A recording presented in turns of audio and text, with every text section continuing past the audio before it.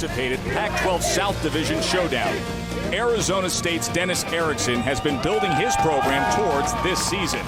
Their Devil Walk now leads them to one of their biggest challenges, trying to stop USC's Matt Barkley. It's the Trojans and Sun Devils right now.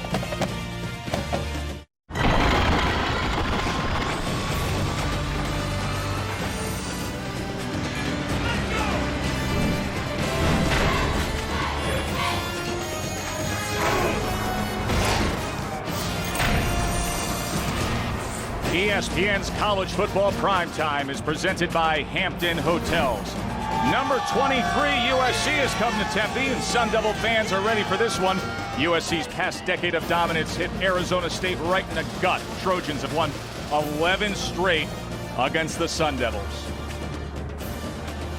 Good evening, everybody. Joe Tessitore, as always, with my partner, Rod Gilmore, and we will hear from Shelley Smith in moments. Huge day of college football, and we hope to have a real good nightcap for you here in the desert. Rod, a couple weeks ago, we were here when they had a thriller overtime win against Missouri. Brock Osweiler was good that night, their quarterback. Tonight, he needs to be great against USC. Well, he's very talented quarterback, but he took a step back last week against Illinois. That'll happen to young quarterbacks. 6 sacks, sometimes he held the ball too long, 3 turnovers, and then on a potential game-winning drive, 4 straight incompletions. So he's got to grow up a little bit, be a little more consistent. They want that out of him tonight. Well, consistency is not an issue when it comes to USC's passing game. They've got one of the most productive guys in the country in Matt Barkley, and they have a tremendous target out there at the receiver position. Yeah, what a pair. We've seen Barkley for a couple years, and we thought he was pretty good. He is much better now.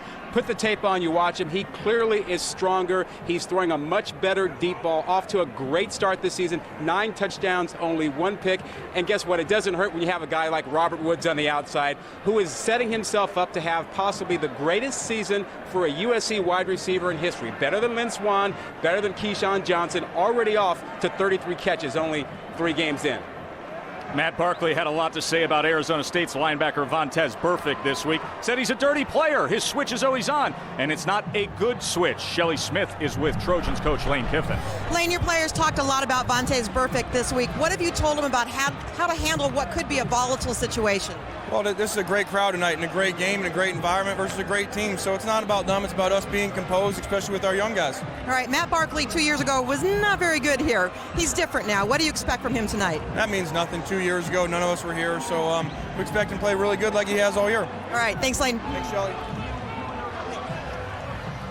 Got to go back to 1999, the last time that USC lost to ASU, and there is Vontaze Burfict. Many say the most intimidating player in college football. All-America candidate at middle linebacker for ASU. Of course, the significance tonight, Rod, the Pac-12 South Division. Well, it's a big, big game for both these teams. Now, USC can't win the South or the Pac-12 and head to postseason play because of the ban, but Arizona State can. UCLA has already knocked off Utah, so regardless, USC is going to figure in what happens in this division all season long.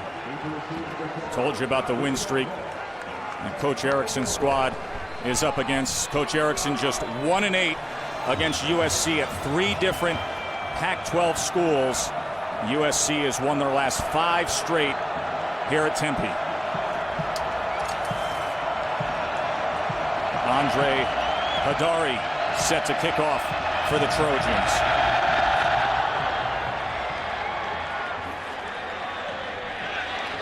And a booming kick, the touchback fielded by Rashad Ross.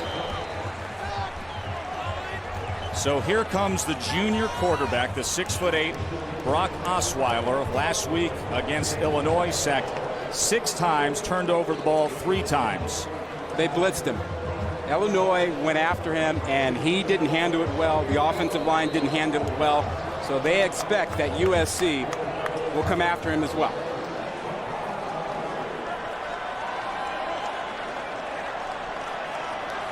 Chris Filippo, the middle linebacker for the Trojans, a veteran force on that defense. Inside handoff goes to Jamal Miles. Let's take a look at our Chick-fil-A impact players. Arizona State has some key guys. Certainly we'll be watching all night long. Aaron Pflugrad has had a spectacular season. Had a big night against Missouri a couple of weeks ago. Not a big guy, but certainly very effective. Jamal Miles will be all over the field. He is a utility player and will come into the backfield and be outside. Osweiler now keeps it himself and goes for a gain of about 4.5 before he's taken down by Gallipo.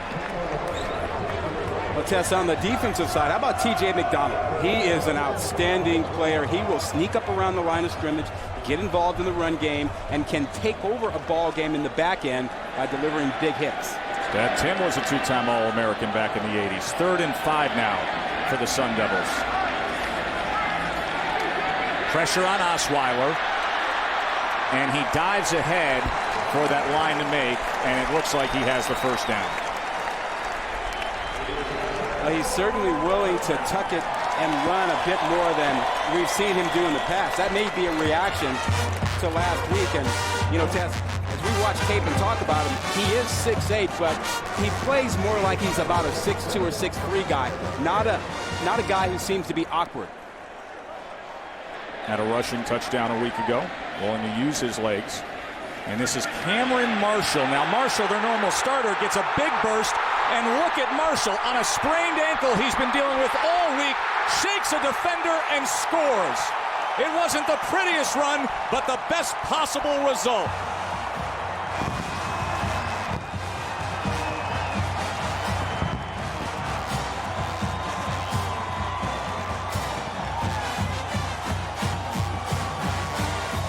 Jawanza Starling with the missed tackle there, and Rod, Cameron Marshall not so fluid on that bad ankle, but boy, oh boy, is he tough to take down. Well, it was a great job by that offensive line of Arizona State. Not a bad job on a bad ankle either. And Alex Garut tacks on the extra point. Tess, now when you can get your center, let's stop it right there. Watch them pull out their center and their tackle. When they pull them out, they got a chance to get out in front and do something. They get to the edge, no leverage by USC, and Marshall takes care of it himself.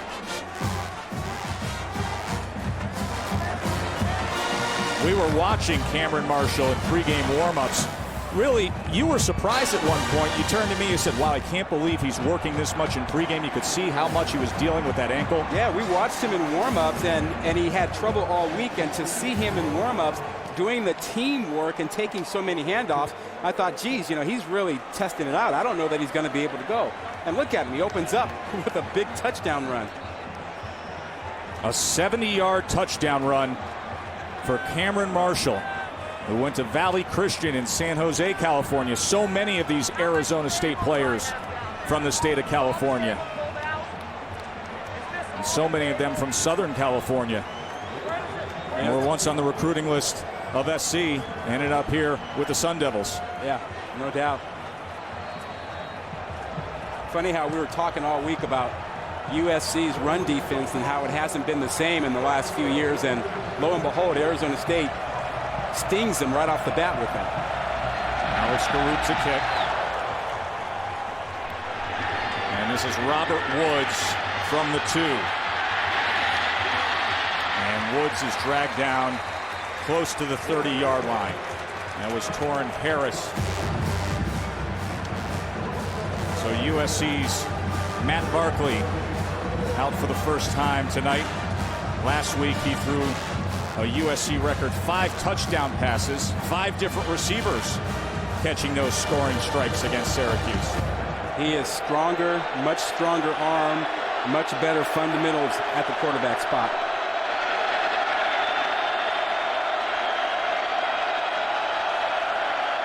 Mark Tyler is going to test the middle of that Arizona State defense for a gain of 4. Our Chick-fil-A impact players with that USC offense. Well, we started talking about Barkley, but don't forget about Mark Tyler in the backfield. He's come back to take over that starting spot after missing the opening game with the suspension. Robert Woods, he is such an impact player. At defenses will find a way to get 2 or 3 guys on him, and we will watch Burfict all night long. One of the top 5 linebackers in the country, but it's been off to a shaky start this season so far. Should also watch the emotions of Vontaze Burfict, number 7. 2nd and 6 now for Barkley. And here is Woods, his first of the night, and it goes for a first down. Looking at Woods, we were talking about his impact. You look at the stats. He had 33 catches coming into this game. The next closest guy had, what, 8? By the way, that's the best 3-game span in USC history. And think of all the great ones who came through USC. Of course, recently Steve Smith and Ronald Johnson, Mike Williams, but Woods the best 3-game stretch.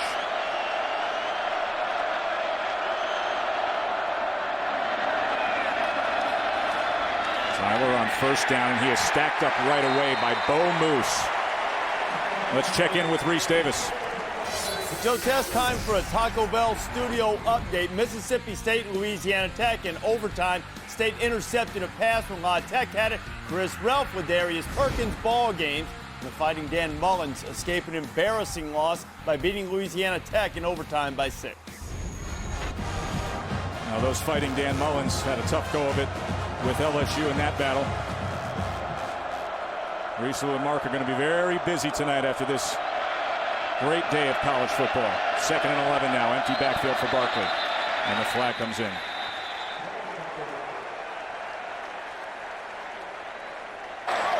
False start. Number 86 of the offense. 5-yard penalty. 2nd down. Terry Layden heads up this Pac-12 crew tonight. But that's one of the things that we will watch is how Arizona State handles Robert Woods. He's a guy that, with so many catches, draws a lot of attention. Lane Kiffin calls it the Robert factor. Yeah. You know, guys will rotate 2 or 3 guys his way, which creates opportunities for other players. 2nd and 16 now after the flag. Play action. Barkley, plenty of time. He's looking for Woods. And Robert Woods laid out for him, but he was a couple steps beyond Keelan Johnson. Well, you can't lose him, though. I mean, he's the guy you have to pay attention to. Clearly, a bit of a miscommunication there as you saw the safety Johnson coming over. He ran over the top of Johnson while he was playing the deep area. And what a great job of Woods. Just cutting in behind him, getting wide open. So now 3rd and 16. They need to cross midfield and get to the 47 of ASU.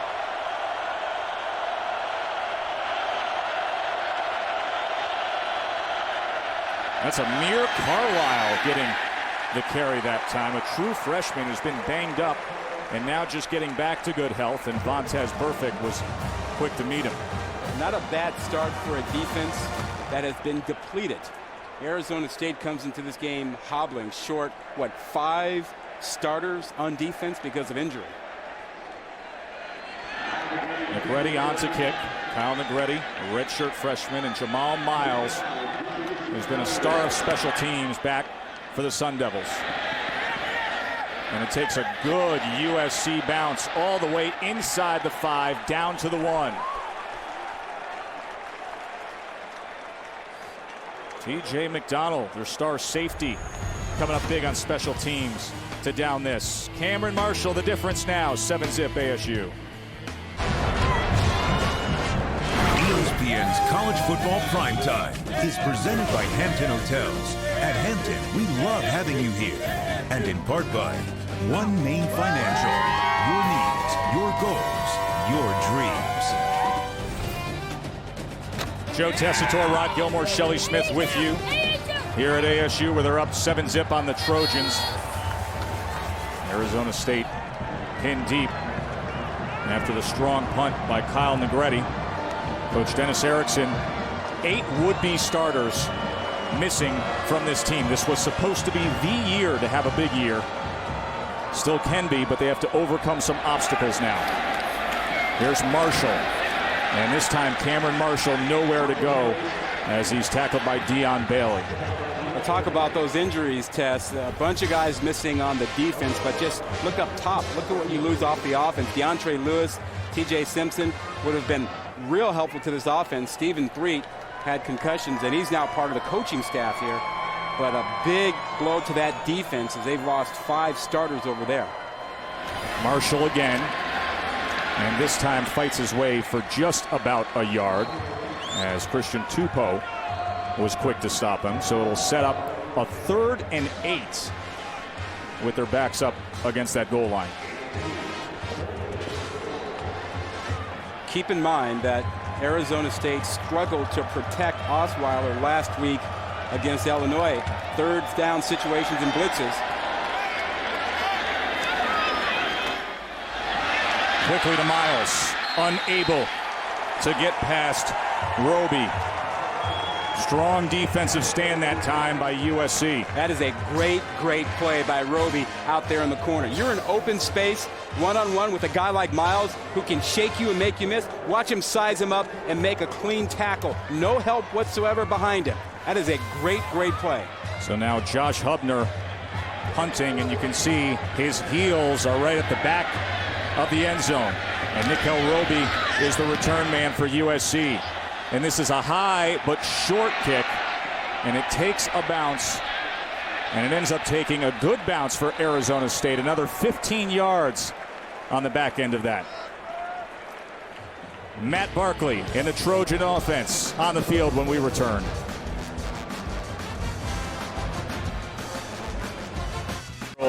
Lane Kiffin, head coach at USC.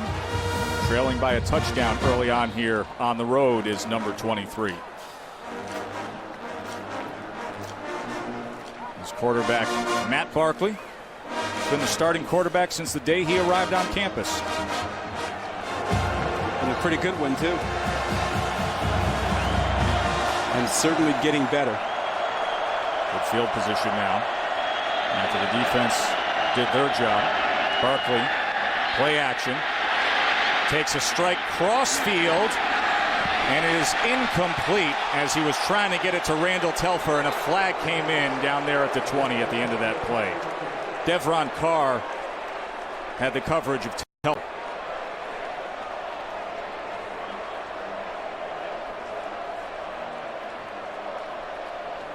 Pass interference. Number 1 of the defense. 15-yard penalty. First down. You know, Tess, that's part of what we're talking about with Barkley, the deep ball. That's a hard throw. He's going to roll to his right and throw back across the field left. Takes a pretty good arm to do that. Just a little bit of contact there by Carr caused the flag, but you can see the arm strength that Barkley has now. So after the pass interference, a first down at the 38. Mark Tyler. Good move by Tyler and a gain of 9. And just to go back to Barkley, now Lane Kiffin told us that he thinks Barkley is better because he's finally grown into his body. You know, they changed his diet, they changed his workout routine, so he's slimmer than when he was a freshman. And he said, you know, he's really grown into it. I think there's more to it than that, because when I put the tape on, I see a quarterback who's been coached up, who's better fundamentally with his footwork and everything. And all that experience paying off. 2nd and 2. Tyler again. And another first down for the Trojans. Of course, he started off the season red hot, had 34 completions in the opener against Minnesota. That set the single game record at USC. Yeah, he didn't stop there, came right back.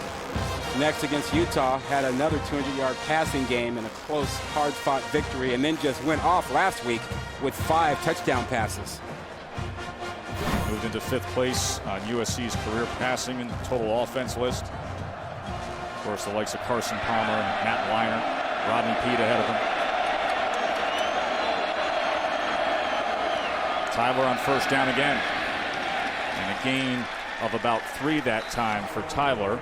Tackled by Coleman. Davon Coleman, who's getting the start at defensive end with Junior Onyeli out for about 4 to 6 weeks. And Onyeli, that's a big hole to fill at defensive end for Arizona State. Yeah, he's a really good player, 240-pound outside linebacker, experience, you know, solid player.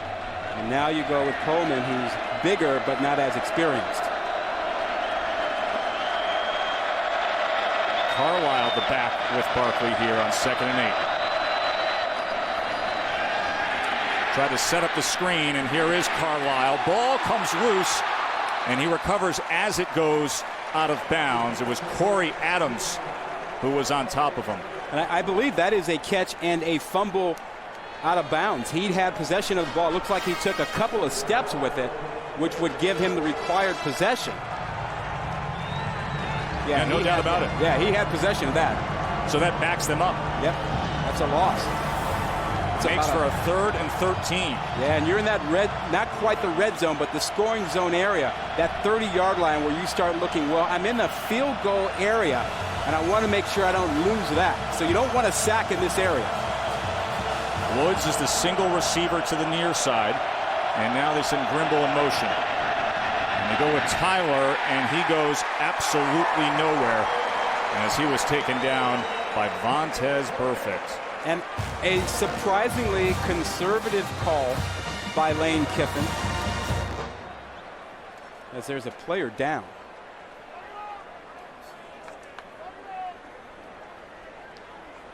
So they stuff things on 4th down, and there's an Arizona State defensive player who is being tended to by the medical staff. You know, Tess, you think a 3rd and 12, you think Barkley and Woods, you take a shot at it, but I believe Kiffin was concerned about having a sack, having a loss, anything with pressure coming in that situation that would take you out of a potential scoring range where you could have an attempt at a field goal at least. That's Will Sutton, the defensive tackle, who is now up and walking off and gets pat on the hat from Dennis Erickson. You know, Tess, during warmups, the kickers seem pretty happy with the conditions here. Oh, we were talking to those USC kickers. Hadari said, listen, I like this thin desert air. I got a little more on the ball compared to kicking in LA. He has a long of 47 in his career. This is from 46. He was Andre Hadari. Complaining about the LA air? Come on, can't do that.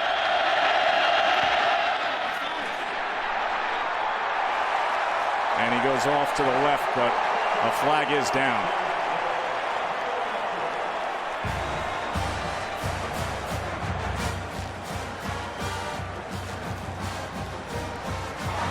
Offside. Number 7 of the defense. 4th down will be repeated after a 5-yard penalty. Remember, it was 4th and 12. So that just brings them up to a 4th and 7. So the kicking team remains on there. But remember, that was a missed field goal. So now that penalty gives USC another shot at 3 points. This is the kind of issue we've seen with Arizona State over the years. We saw it earlier this season against Missouri, a lot of penalties in that ball game, and a lot last year as well, and the year before that. They sometimes hurt themselves with ill-advised penalties. So Hadari gets that practice kick out of the way thanks to the flag, and now this from 41.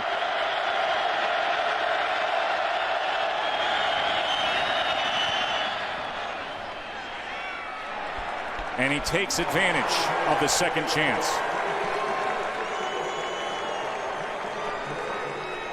41-yard field goal for the freshman Andre Hadari. Kiffin gives his approval.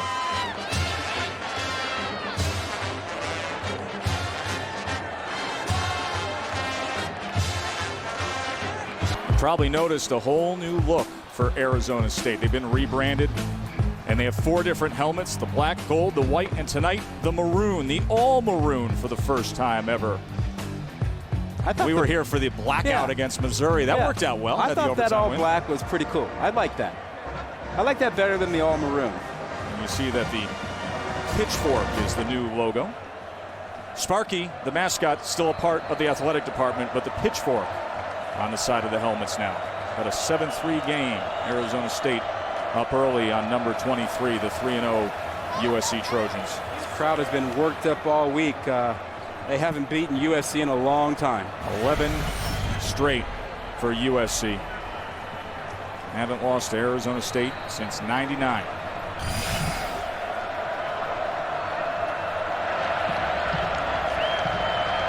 Shad Ross and Kyle Middlebrooks back to field. Hadari's kickoff. He just booted the 41-yard field goal. And a big boot for the touchback. Let's check in with Reese.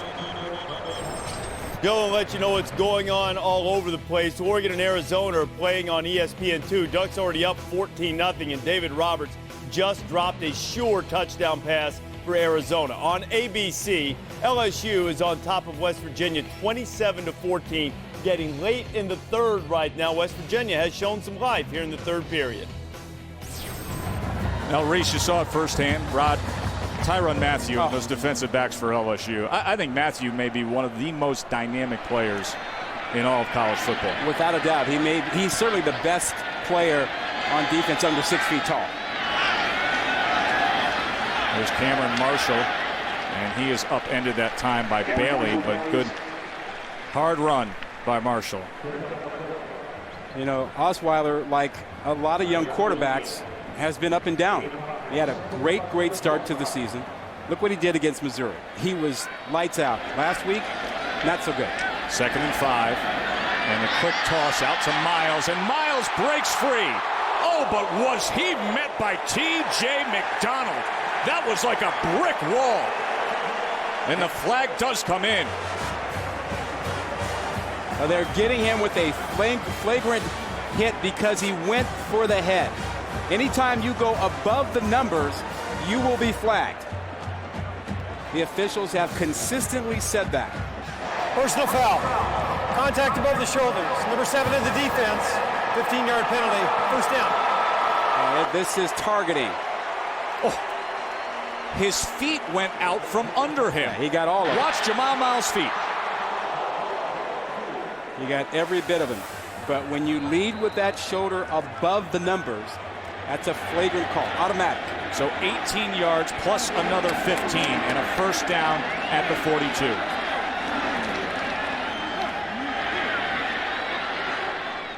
And a quick one that time. A minimal gain there.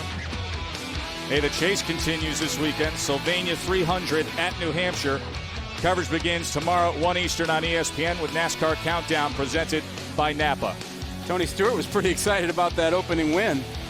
Not a bad job. Surprising, but not a bad job. 2nd and 8 after the catch by Pflugrad. Oh, that was a bobbled snap.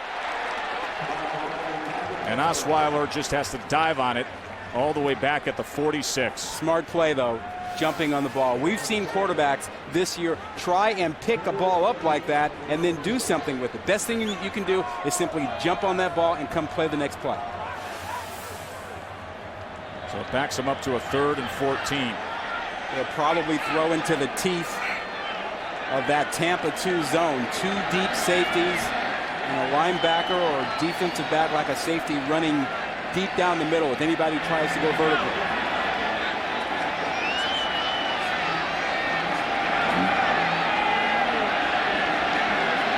Play clock down to 1. And he gets it complete to Willie, who spins but will be well short of what would have been that line to make as Willie gets it to the 37. This is an interesting decision for Dennis Erickson. That no man's land? Exactly. You're about 4 or 5 yards away from a first down. You're probably just beyond field goal range. And if you punt it now, there's a chance you don't get anything out of it because you'll probably kick it in the end zone. Alex Garout, their place kicker, has a career long of 49. So obviously this is well beyond what he's capable of it. So they go for it on 4th and 5.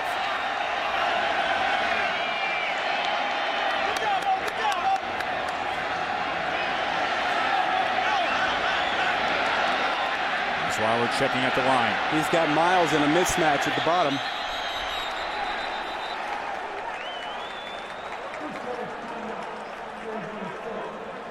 And instead they're going to have to burn a timeout here. Our Dr. Pepper conference update. A look at the Pac-12 happenings. Well, Utah and Colorado joined the conference. Split this thing up into a North and South division to handle 12 teams. There will be a championship game. And this game's going to have a big impact on who represents the South. USC can't get there because of the NCAA probation. We had Commissioner Larry Scott with us a couple of weeks ago, and he made it clear that the Pac-12 was comfortable with 12 teams and not exactly looking forward to expanding. Didn't feel that was necessary, considering that they had some great contract set up on the television front. Of course, that was the big headline this week. As the Pac-12 made the decision to stay put at 12. Listen, they got a great TV deal. They've got the perfect alignment they're looking for. What did you make of it, Rod? Well, I'm not surprised. I thought they would look at it because Larry Scott looked at it last season. But given the deal that they got, I can see why 12 teams don't want to divide the money up to 14 or 16. And now the punt team comes on after they took the timeout. And it goes harmlessly in for a touchback. Of course, there was all the talk of Oklahoma and Oklahoma State and the two Texas schools. And then you started hearing that some of the administrators and some of the presidents in the Pac-12 weren't necessarily comfortable with it, that Larry Scott, maybe he wanted to go forward, but he didn't necessarily have the votes to go forward. Well, but I think that's appropriate. I think the presidents need to have a bigger role in what's going on, a bigger say, and I think part of the problem is they've had their hands off for a while, not just the Pac-12, but across college football, and you don't have anyone in charge, and you have just chaos out there. So I think it's a good thing that they're taking some responsibility and stepping in and saying, wait a minute, there are a lot of reasons not to go to 16. USC back to offense with Mark Tyler as the lone back. Play action now. Barkley, and he is able to connect that time to Brandon Carswell, who is drilled out by Osahan Irabor. Well, Barkley, lighter, a little bit more athletic, better throwing on the move. Good footwork. Had his balance underneath him, able to throw a strike. It's part of the improvement we see in his game. They're not afraid to roll him out. Tyler remains the feature back on 2nd and 3.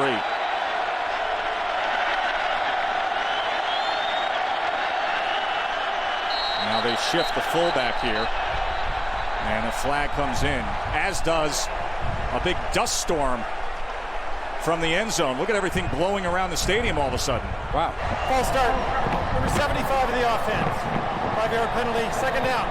Well, Tess, that impacts your play selection, too. I mean, you can't throw the ball down the field into the teeth of that. It just came up out of nowhere. This is like Dorothy and Toto are ready to come into Sun Devil Stadium. There is stuff flying everywhere all of a sudden. I don't care how strong your arm is. You can't throw deep into that thing. Where are we? Arizona or Kansas? No, we're not in Kansas anymore. 2nd and 8. Empty with this dust storm brewing up. Pressure, and they got to him. Big Bill Moose brings down Matt Barkley. Well, Barkley did not get rid of it. A 3-step drop. He wanted Woods. That's his favorite target, and he double-clutched trying to wait for Woods, but Woods is covered right there. That's where he wanted to go. He double-clutched and held onto the ball. Right now, he's looking, and he double-clutches. Too late. Moose is all over him. And the wind is whipping more and more here. You got napkins and debris flying throughout Sun Devil Stadium. 3rd and 14.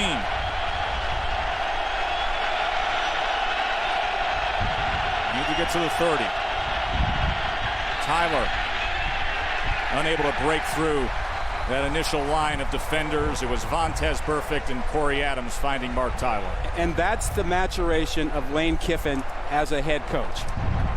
You know, as an offensive coordinator, he might have been a guy who was willing to just go ahead and throw the ball down the field and see what would happen. But now he's playing offense, defense, and being careful. Now they got to kick into this thing. Yeah, I wonder what's going to happen with this ball. Well, you got to keep it low.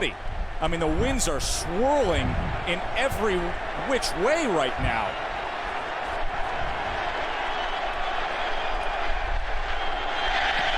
Miles back to return. A low line driver. And here goes Miles. And he gets just short of midfield. That's how you have to do it if you're the punter. It's like playing a links course at the British Open. 7-3. Arizona State on top. Well, moments ago, they rushed out onto the field, and Cameron Marshall just carried the ball for no gain. And that is the end of the first quarter, as a little desert storm has started up here in Tempe. Hometown team up 4.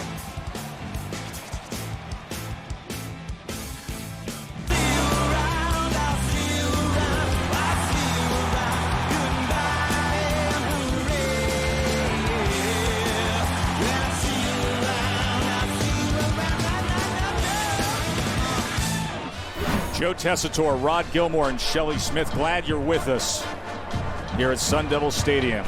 Arizona State up 7-3 on number 23 USC. So Cameron Marshall's 70-yard touchdown run to get the night started for Coach Erickson's squad.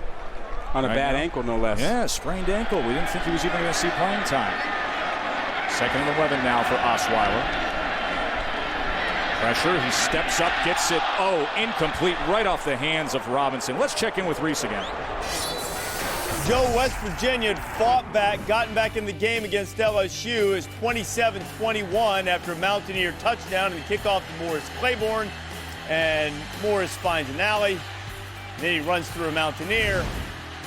And then he is off to the races. LSU back on fire in Morgantown, 34-21 after 3. Thanks, Reese. 3rd and 11, and they pick up the first time. This time, Robinson does hold on to it. Flag came down. Another flag. But you know, Osweiler is growing up. He stood in there and was willing to take the hit. Last week against Illinois, he kind of shied away from the pressure a little bit and had 6 sacks. Personal foul. Unnecessary roughness. Number 7 of the defense. 15-yard penalty. First down. I guess T.J. McDonald didn't learn his lesson. Well, we talked about how he can impact the game. But first, let's go back and take a look at Osweiler. He hangs in there on this thing. He knows he's going to get hit. That's much better than last week. And then McDonald on the other end. Already 1 hit, and then a second one. That one's not as bad as the first one because you got Robinson with his head going down anyway. I'm not so sure about that one. Miles is the back with Osweiler. Here's Flugrad. Fumbles the ball. And Willie was there to jump right on it. The senior receiver, Mike Willie, looks like he's on top of that ball at the bottom of that pile, and he is. Aaron Flugrad, who had that memorable night against Mizzou, 8 receptions, 180 yards, and a couple touchdowns. And you see Mike Willie, last man to get up. Torrin Harris, the USC cornerback, came in and caused that fumble. He's going to bring up a 2nd down and short, it looks like.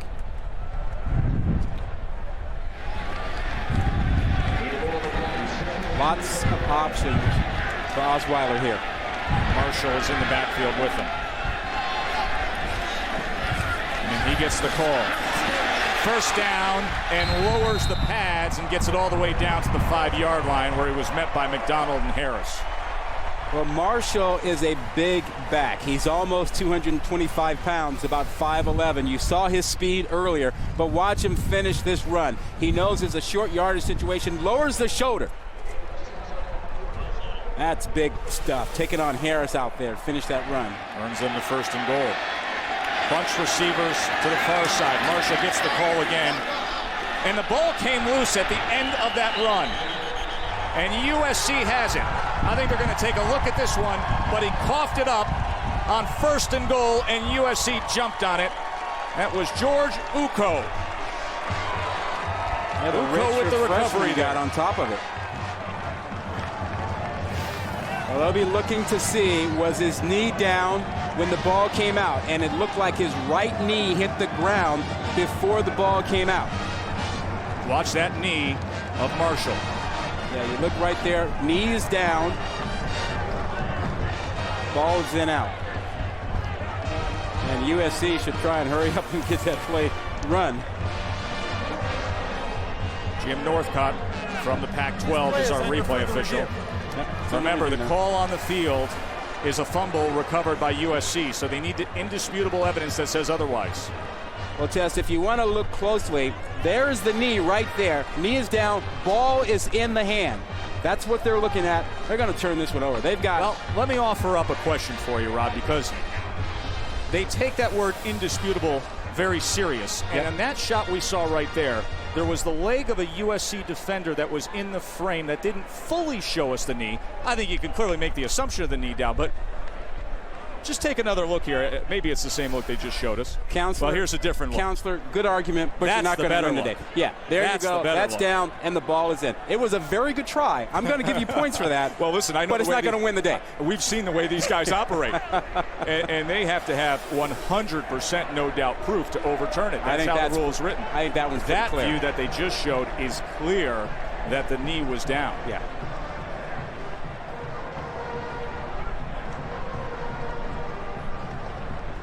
Of course, first and goal. This is an opportunity that Arizona State cannot afford to miss out on. The way things have gone in recent years, the way things have gone in this series with USC. They've had so many close calls during the 11 games that they've lost consecutively to them. Well, and they've got a huge crowd, a sellout crowd that they want to keep involved in the game. Here's another look at what was ruled a fumble by Cameron Marshall, but watch the knee. Yeah, he's down, knee and hand down, and then ball comes out. After further review, it was determined that the runner's knee was down prior to the loss of possession of the Arizona State's ball, second down at the 5-yard line. And I think Kiffin saw that one coming. And, you know, with the new rule, you have your coaches up in the booth who have monitors who can see this, so I'm sure they told Kiffin what they saw and that it was going to be overturned. Cameron Marshall stays out there. Second and goal.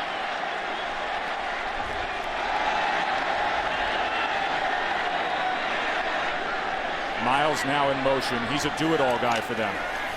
Osweiler's going to try to do it himself, and he spins down to the 2-yard line where he was met by Chris Gallipo. Aren't you surprised at how much he's running with the football? Well, to your point earlier, he's 6'8", but body type, the way he goes about his business on the field, he plays like a smaller quarterback, a more mobile quarterback. Highly confident. You know, a little Vinny Chase in him. he's got the look. Looks like him, too. He really does. Third and goal. There's that diamond backfield that's become popular.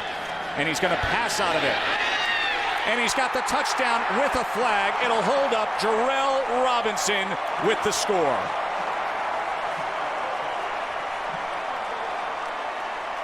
Now they're going to gather here and discuss which way this goes. But the coverage came from Roby. Pass interference. Number 21 of the defense. His penalty is declined, resulting in a touchdown. It was Roby who made contact. Robinson. Roby's giving up a lot of size over there. He's only 5'8", facing a 6'4" receiver. And Robinson was able to take advantage of that. Garrett tacks it on. And a nice cushion now for the Sun Devils. Could this be the night that they break that stretch? 11 straight for USC in this series. Back here in Arizona, 14-3, Arizona State. Let's go back to that touchdown pass. The 5'8" Roby is trying to get his hands on the 6'4" Robinson so that he can't jump away from him. He wants to be in close to him. He gets his hands on him, but he never lets go, which is the pass interference, all for naught, because Robinson still managed to push him away and catch the ball. Robinson had a career-high 8 receptions last week. Gets his team up 14-3 here against USC.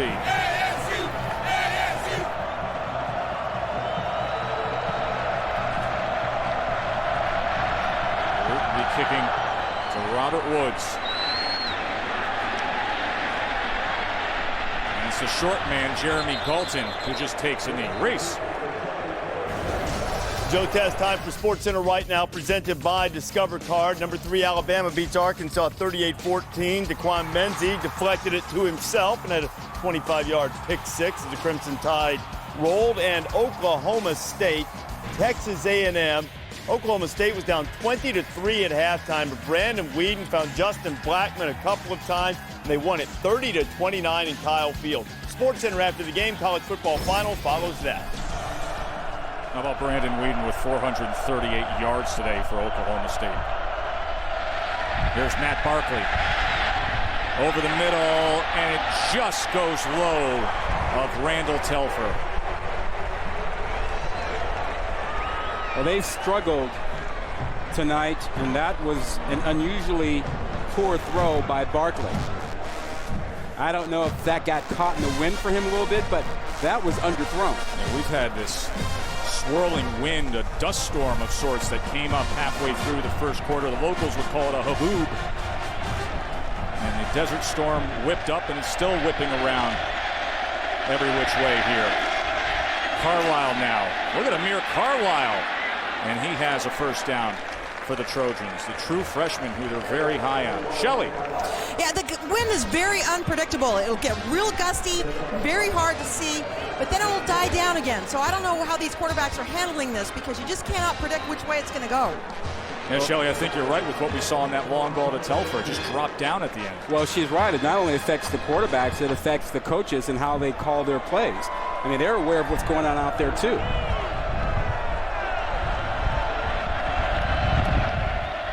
Carlisle remains in as the featured back here. Play action.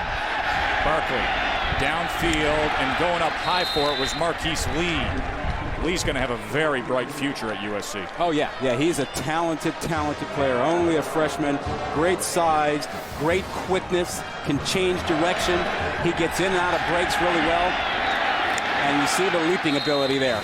Very, very talented. And right now, Tess, two things are conspiring against Woods. He's drawing a lot of attention, and that wind keeps them from going down the field to him. Well, Tyler comes back in on first down. And this is Tyler. Perfect tackles him. Just a gain of 1 for Tyler. Vontez Burfict, number 7 for Arizona State. Came from a very challenging upbringing. Actually, extremely shy guy. Doesn't do a lot of interviews, but on that field, he is an emotional, dynamic, kind of one of these reckless aggressors. Yeah, and before I get to that, I want to wish him a happy birthday.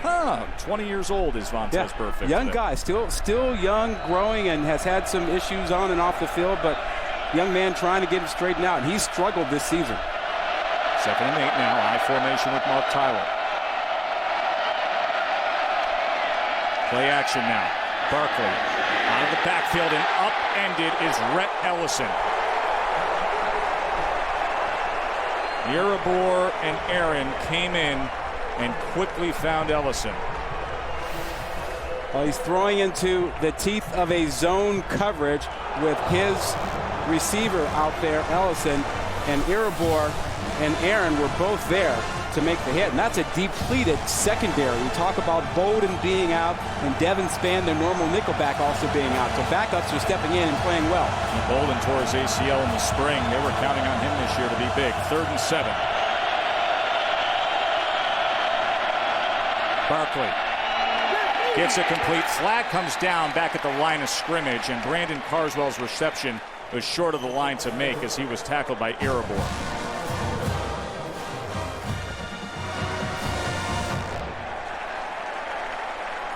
And that's going to be holding against the Trojans. Yeah, I want to go back to Burfict for a minute. You know, he's got that reputation. We've got an issue there.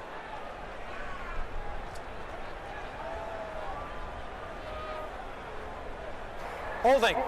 Number 66 of the offense. The penalty is declined. 4th down. Now, number 66 is Marcus Martin, and that's a concern. Lane Kiffin, when he talked to us this week, he said, listen, this is our 3rd different starting left guard in 3 games. Yeah, they've had issues at the guard spot and the center spot, which why it was so refreshing to see them run the ball so well early on here. Now we got a big 4th down here, and Kiffin trying to get something going will go for it. I think, you know, at this point, this is a really risky move. You probably need to kick it away, because if you don't get this, you're setting up Arizona State with their fans. 4th and 2, trailing by 11. Barkley to pass, and he picks up the 4th down with Mr. Reliable Robert Woods. Very gutsy call.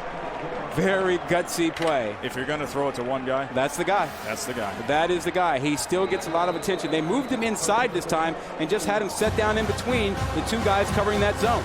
Came into the week leading the nation with 11 receptions per game. His 100th career reception, just a sophomore.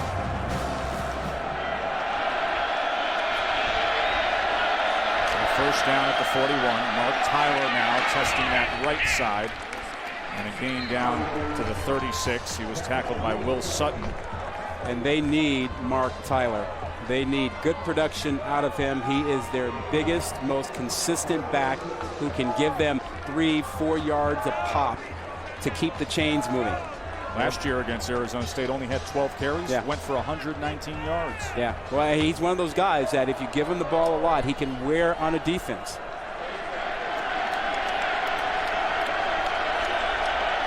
So they converted the fourth down. Now they're trying to make the most out of this drive. 2nd and 6.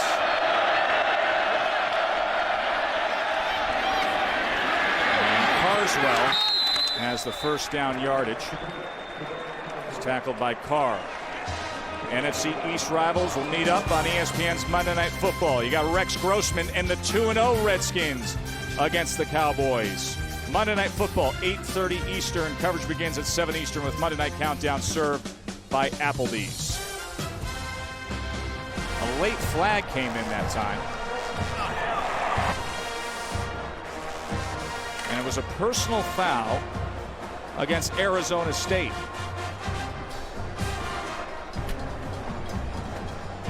And that was against Vontez Burfict. Well, there you go. But you know what? He gets a fair amount of those, but he's been trying to be a good guy because he got so much heat and attention about it that it affected his game. He has not played well this season because I think he was responding to people saying, oh, he's a dirty player, so he's tried to clean it up. That's not him. If I were Dennis Erickson, I'd say, you know what, go ahead and get one. I don't care. Just get back to playing the way you used to play. Coach Erickson had Ray Lewis have a conversation with Vontez about maturing emotionally. He thought that would do him some good. So a first down now as USC gets the ball just inside the 14 after the penalty against Burfict. To the air, Woods. Just a little too much to the outside. Well, anytime Matt Barkley finds that Woods is in single coverage, he will go to him, covered or not.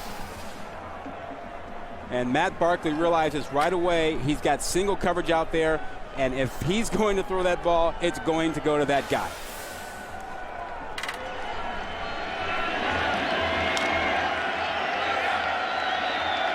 "17 receptions to start the year. He's been red hot since then. Here they come, end around. And this time he lowers his shoulders, does Woods, for a gain of about 2. Colin Parker, a weak side linebacker, came up for the tackle.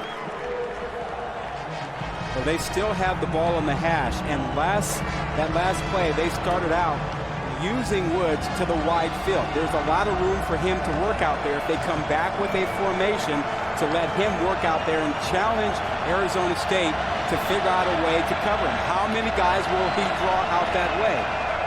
3rd and 8, they can get a first down inside the 4. Of course, they want a little more than that. They put him to the short field, though. There is Woods, near side. Barkley with time to the end zone. Tipped away at the last second by Devron Carr. That's a really good play by Carr. He was singled up, and he gave up the inside, which he didn't want to do, but then he goes underneath, and you have to go underneath once you've given up the inside, which is a cardinal sin. You cannot let the man inside. Once he did, he went underneath and made the play. Good recovery. 4th and 8.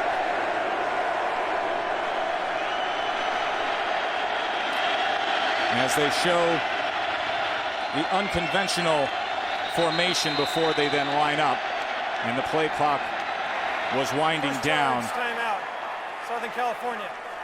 As they were late to get into that field goal formation. We'll see the attempt when we return.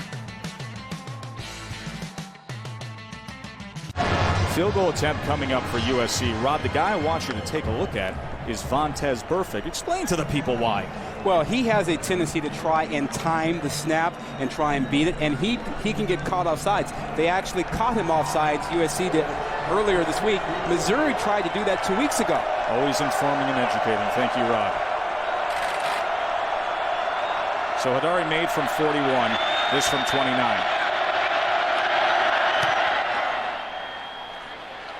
And he is able to close the gap. That time Burfict just laid off.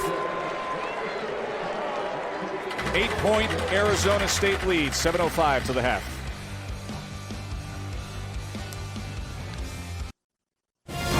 ESPN's College Football Primetime. Brought to you by Foster's, Australian for beer. Drink responsibly. And Hyundai. If it's fuel efficient, affordable, stylish, and safe, it's probably a Hyundai. These two schools battling on the field tonight with ASU up 14-6, but right off the field, ASU and USC joining forces, putting forth their best researchers in the fight against cancer. The National Cancer Institute has put forth 12 oncology centers. Two of those very prestigious centers landed at Arizona State and USC. That is really, really cool. That's good work. That's good stuff, those programs working together, and for them to have been awarded those two spots. Nothing like that. Very important work. Cancer research. Rashad Ross makes a decision to bring it out from the goal line. And Ross still battling, but finding it hard, coming up just short of the 20-yard line. Celebrating its 7th year sponsoring the Good Hands Field Goal Nets, Allstate makes contributions to participating universities' general scholarship funds for each field goal and extra point kicked. And to date, Allstate has contributed more than $2.4 million in scholarship monies. And you can tack on a little more with the field goal we just had by the Trojans to cut this lead to 8. Missed opportunity in the end zone as they were looking for Robert Woods, but a good defensive play by Devron Carr made for the field goal attempt, and now Brock Osweiler and the Sun Devils get their chance to respond. Osweiler, pressure came, and it got to him. That was Deion Bailey with the sack. Here's Reese.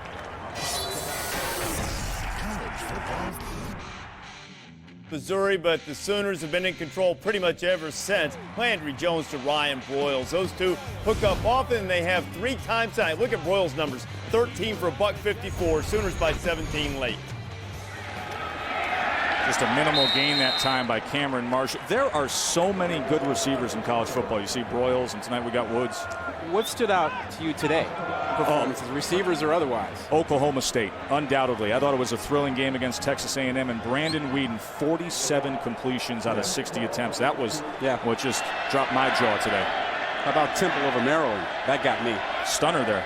38-7, Temple on top. 3rd and 12 now. Escapes the rush, goes cross field and completes it. A flag came down, but he was able to complete it to Jarrell Robinson. We'll see if we get the holding call here as the pressure came from Chris Gallipo.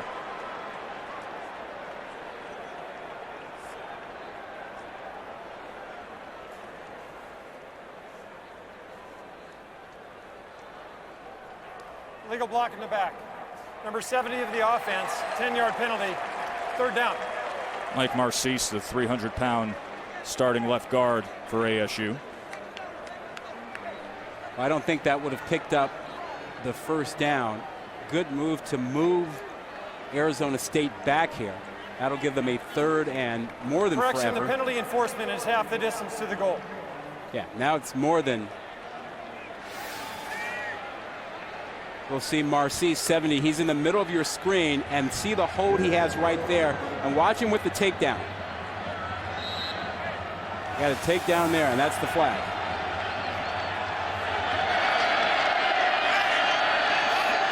Third and 21 now.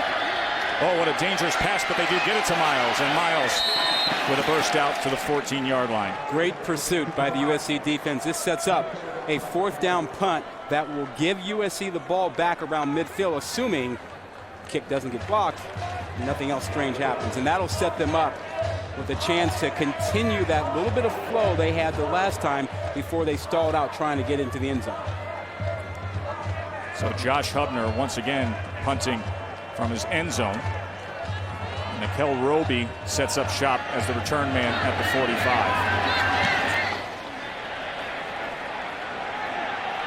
Roby comes to the near side, gets a good block, and has a fine return.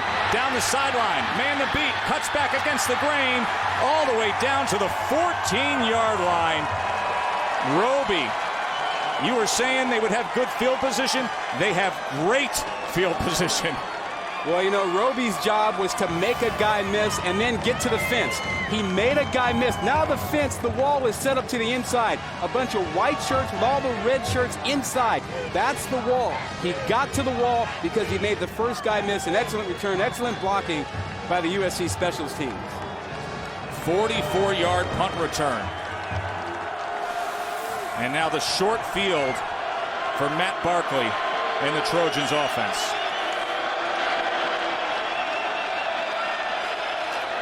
Tyler surges ahead for just 2 yards, but he was met at the line of scrimmage by Big Will Sutton. You know, Tess, after that last drive, Woods and Barkley were talking on the sideline, and Woods kept saying, or at least motioning, throw the ball higher to me, further towards the back of the end zone. Well, last time they were here in this prime scoring zone, it was undercut and batted away. 2nd and 9 now. Woods is up to the right side. They bring pressure against Barkley. Oh, and it's intercepted by Burfict. Vontez Burfict. Big time play crossing midfield.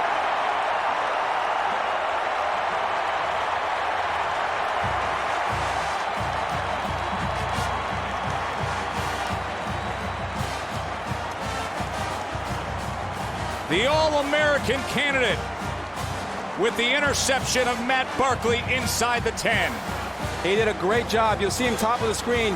His role there was to play the underneath zone. He saw the pressure. He was to the side of Robert Woods. One of the things that they're doing against Robert Woods is bringing zone underneath him when they can. And how about the end of that? These two guys went at it in high school. Barkley called him a dirty player this week. And how about Burfict coming over, helping him up and patting him on the back? Great sportsmanship shown there.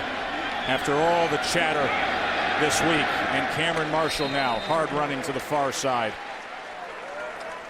Remember what Matt Barkley said about Vontez Burfict. We showed you this earlier. He said he's a dirty player. His switch is always on, and it's not a good switch. Well, there was nothing dirty about that, and that switch moved over to the good sportsmanship. Show the respect from both guys. By the way, Matt Barkley is as good of a guy as there is, and in some ways he's complimenting Burfict with what he says with his switch is always on. He knows he's got that motor and that passion for the game. And now they swing it out to Miles. And a first down for the Sun Devils. So what a turnaround here. USC going one way, looking like they're going to score after the big punt return.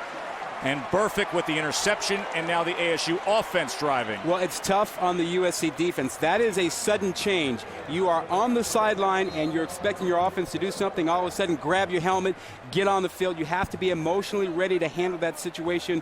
Right now, the USC defense isn't.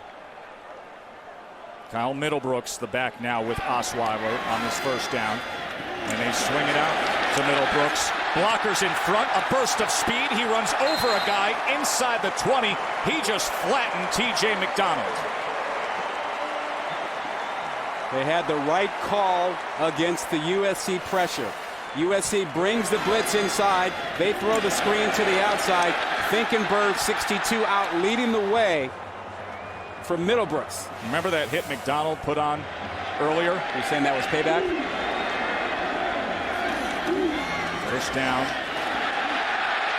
And another good run by Middlebrooks as he's down to the 12-yard line.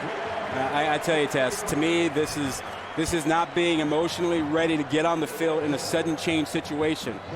Arizona State just going down the field and snapping the ball quickly, taking advantage of it. Look at that play clock. They're lined up already at 27, snapping at 26. And that was low, intended for Jamal Miles. That's a good point. They knew they had USC's defense reeling, and they just pushed the pedal to the floor. They kept going quickly, not giving them a chance to gather their thoughts and their wits about them. Great call, great decision making by Dennis Erickson and his offensive coordinator, Noel Mazzone. Noel Mazzone, who likes to change the tempo and now needs to come up with something on 3rd and 3. Cameron Marshall is the back with Osweiler here. He's the inside runner. Osweiler with plenty of time. Here is Marshall. And it's going to be close to that first down line as Anthony Brown came in to try to hold him short. It'll depend on the mark, and it looks like they're putting the ball right on it. We'll see. Good finishing run by Marshall. Osweiler gave that ball to him about 4 yards, 3 yards behind the first down marker. And it is a 1st and goal. Vontez Burfict has set them up. And now we'll see if the offense can cash in. Burfict had the interception return when USC was looking to strike. Straight up the middle for Cameron Marshall down to the 4-yard line. They're just spreading them out and then running inside, making sure that USC pays attention to the wide receiver. They put 4 guys out wide and then come running right back inside on them.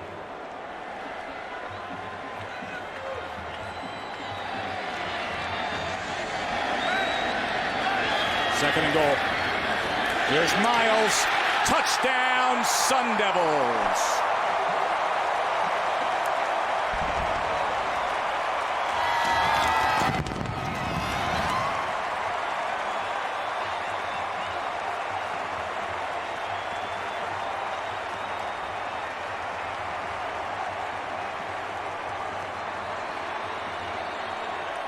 Osweiler's second touchdown pass of the night.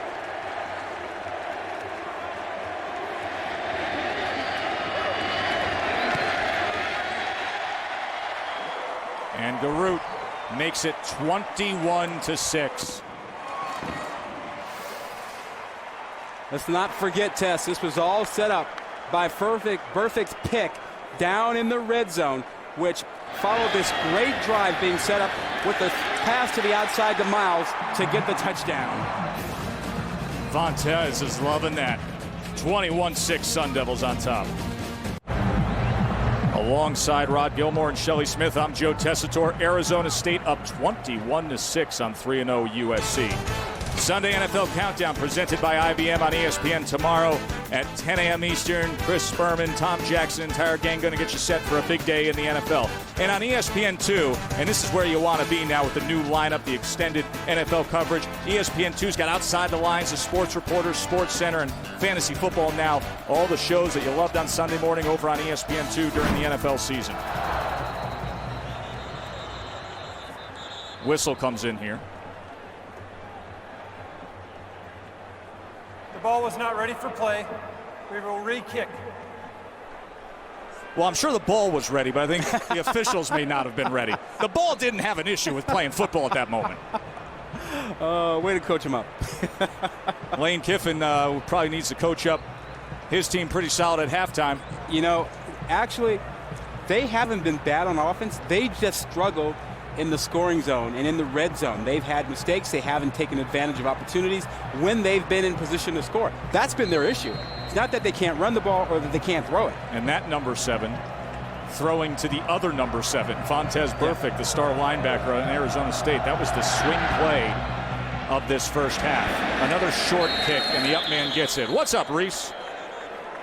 Well, Joe, coming up at halftime, the Wendy's halftime report, LSU showing why they're better on the road than Jack Kerouac. Oklahoma had a little bit of a test, but the Sooners took care of business.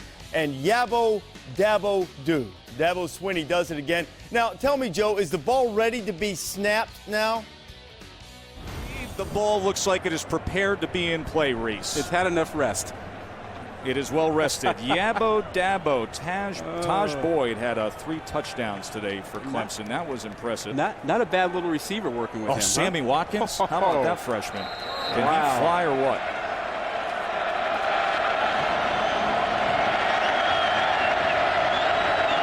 So Barkley out of the gun now. Just over 2 minutes to play. And he gets it complete this time. To his back, Amir Carlisle. You asked me earlier what was I most impressed with today in college football. Yep. I was most impressed with Bob Davie calling a game at noon and then flying over to be with us here for the nightcap. Hello, Coach. You're my man, Joe. I'm gonna hire you as my agent. Keep talking. What do you make of this one? You know, I think Matt Barkley struggled a little bit. I mean, USC had some scoring opportunities. He hasn't been real accurate. The other thing that jumps out to me, and Rod will appreciate this and understand this, having been around USC so much. I remember 3 or 4 years ago, I stood on this sidelines here in Sun Devil Stadium on the USC sidelines. I mean, it's a totally different atmosphere with Lane Kiffin in charge. And I'm not saying that negatively at all, but you remember when Pete Carroll was the head coach, Rod? I mean, these guys jumped up and down. I mean, from the moment they came out of the locker room, just played unbelievably emotional. It's not the same atmosphere. I mean, they seem a little flat to me right now, this USC team. But I think if Matt Barkley can settle down, you know he's going to heat up a little bit as this game progresses. I still think they're going to put some points on the board. The delay in the action for a moment there was because Amir Carlisle was slow to get up for USC. Well, I think you're right, Coach. I think Barkley has had his struggles down inside the 30 and inside the red zone. He has not been accurate there, but they have opportunities out there. 2nd and 6. He lofts it downfield. Woods is wide open. A flat-out sprint inside the 20, but the dangerous Robert Woods gets to that ASU defense that time. Well, they lost track of him, and you can't figure out how that happens because they've been rolling coverages towards him the entire time.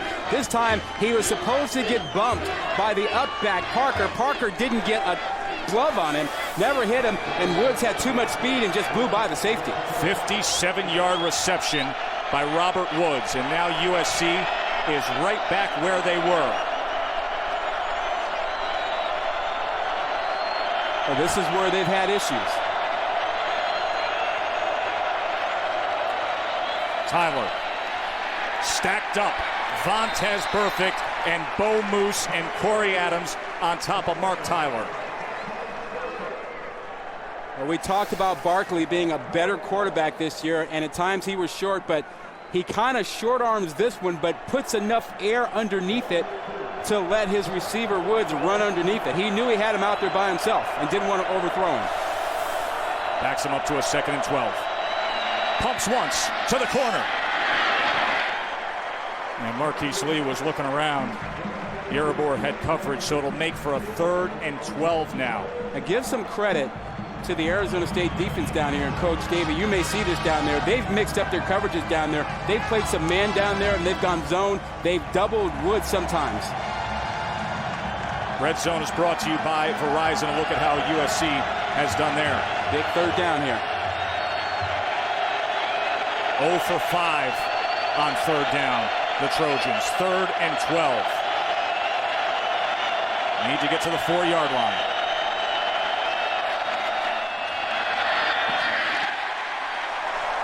Trying to get it to Randall Telfer. He was covered by Colin Parker. Well, and I'm surprised they didn't try and go to Barkley. They had, I'm trying to go to Woods. They had Woods one-on-one with Carr to the bottom, and Carr did such a great job there, and there wasn't enough time. Barkley never looked his way. So once again, Andre Hadari trots out there. He's made from 41 and 29.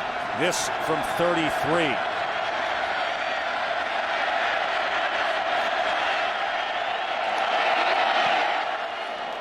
And Hadari puts it through. But Rod, you've talked about this many times.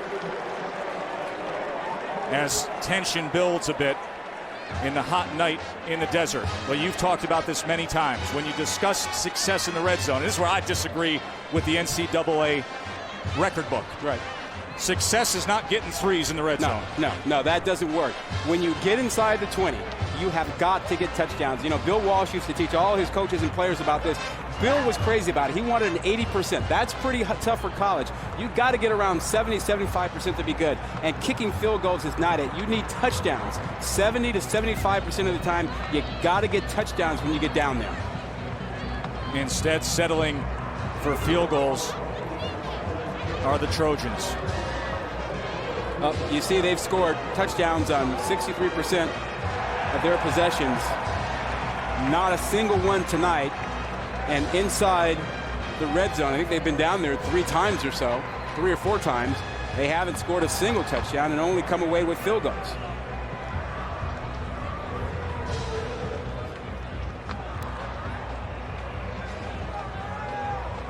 Arizona State has been searching for a long time for a win against the Trojans. That decade of dominance has really bitten ASU. Of course, Jamal Miles is a very dangerous return man. Opening week, he had a 98-yarder. The fastest players on a really fast team.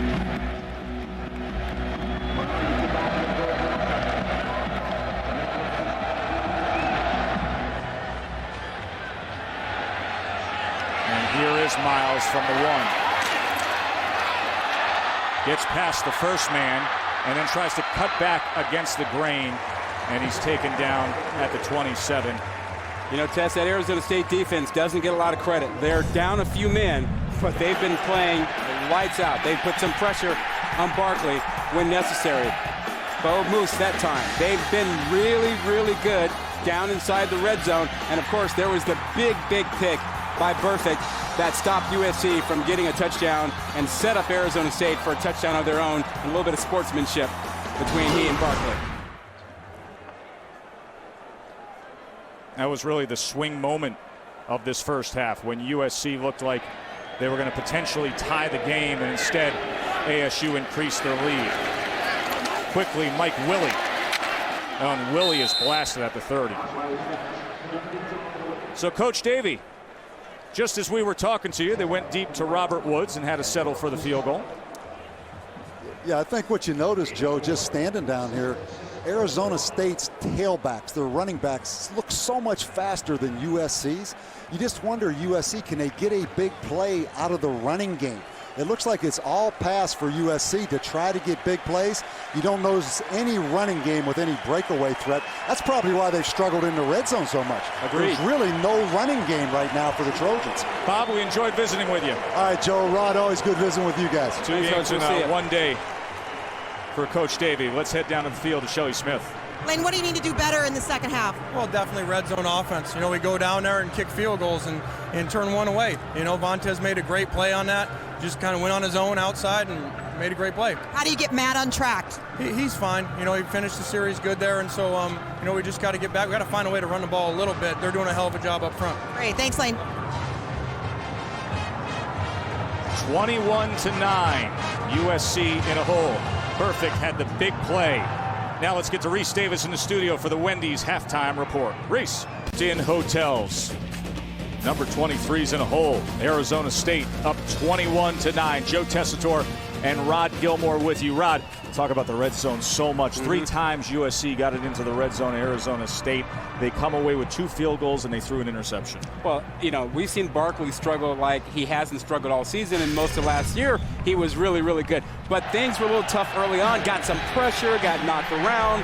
Then we had a windstorm that affected things. But then in the red zone, missed on Woods in the corner of the end zone, then comes back again, and he found the wrong guy. This time it's Burfict who picks this off and sets up Arizona State for their own touchdown. Just no productivity in the red zone, 3 field goals, and you can't win like that. You take a look at the quarterback comparison. Osweiler, who had the bad week last week, has managed the game very well. 13 of 15, no turnovers. Barkley, not quite the same. The big turnover, the pick by Burfict. That was huge, wasn't it? Oh, what that a was the swing play that was, as USC was looking to close in and potentially tie this game, and now Arizona State is hoping they can finally break through against the Trojans. USC has won 11 straight against ASU.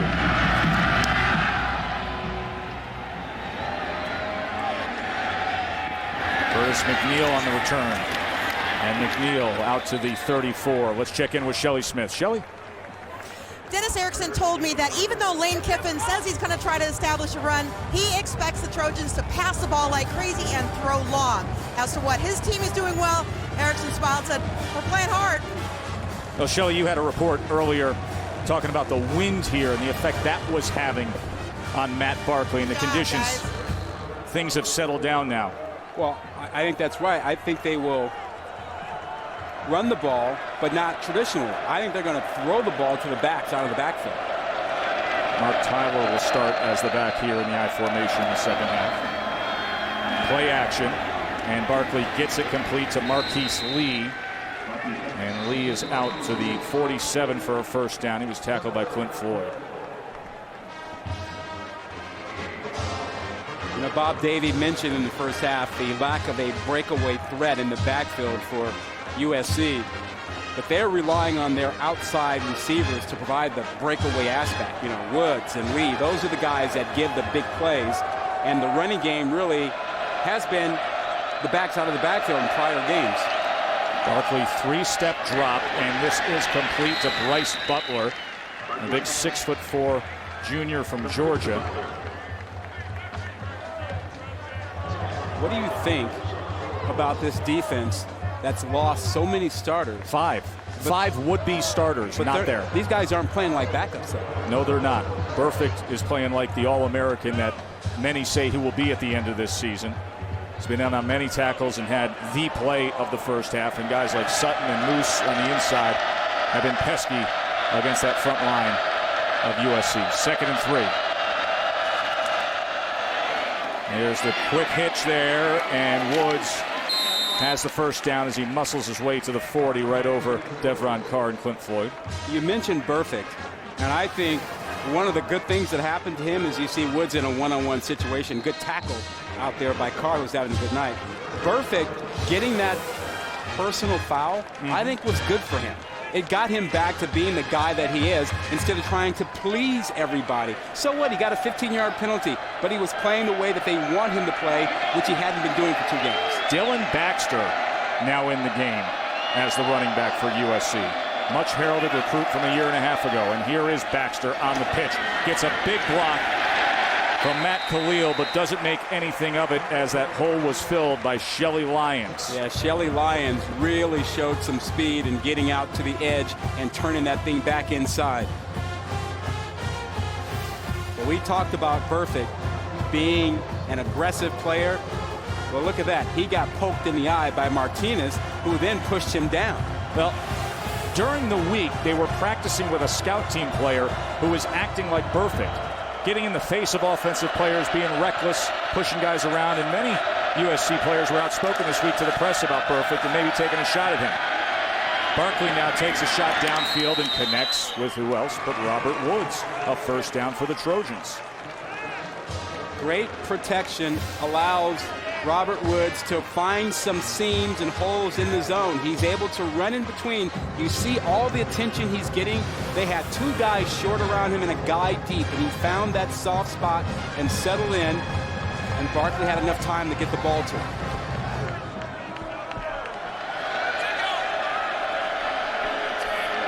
Empty backfield on first down here at the 24.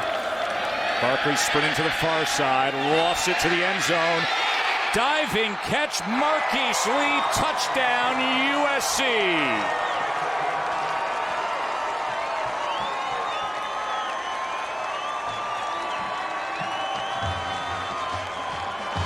Well, you just knew Barkley was going to start to heat up. A little half roll, and he puts air underneath this ball. He hadn't done that earlier, and a great job by Lee getting his knees down, but laying out for that ball. He beat the single coverage over there, and Barkley found it.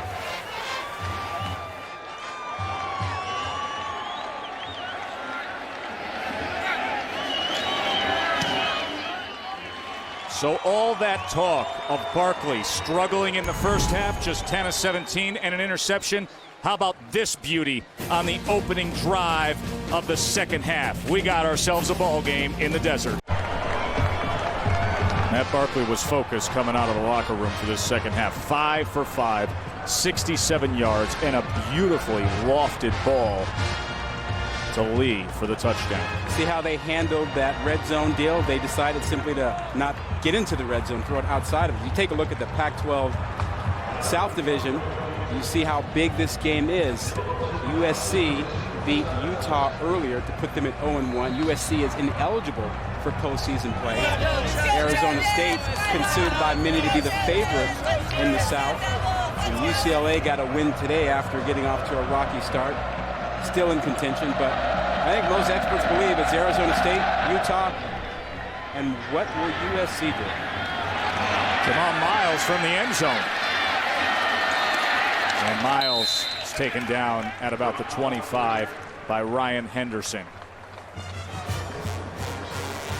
So Brock Osweiler, the junior from Montana, who had that dynamic overtime thriller against Missouri and then really came up short with mistakes last week on the road against Illinois, had himself a well-managed first half, but now he's going opposite, trying to duel with Matt Barkley, who seems to be back in gear. We'll see what he offers.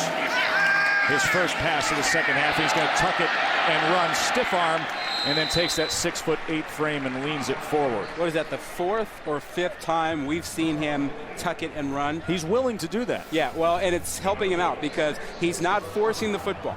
He's done that a couple times last week and got sacked a couple times last week, 6 in fact. But this time when he doesn't see something, he's throwing it away or he's taking off with the football. 2nd and 6. Over the middle, and he gets it complete this time to A.J. Pickens out to midfield.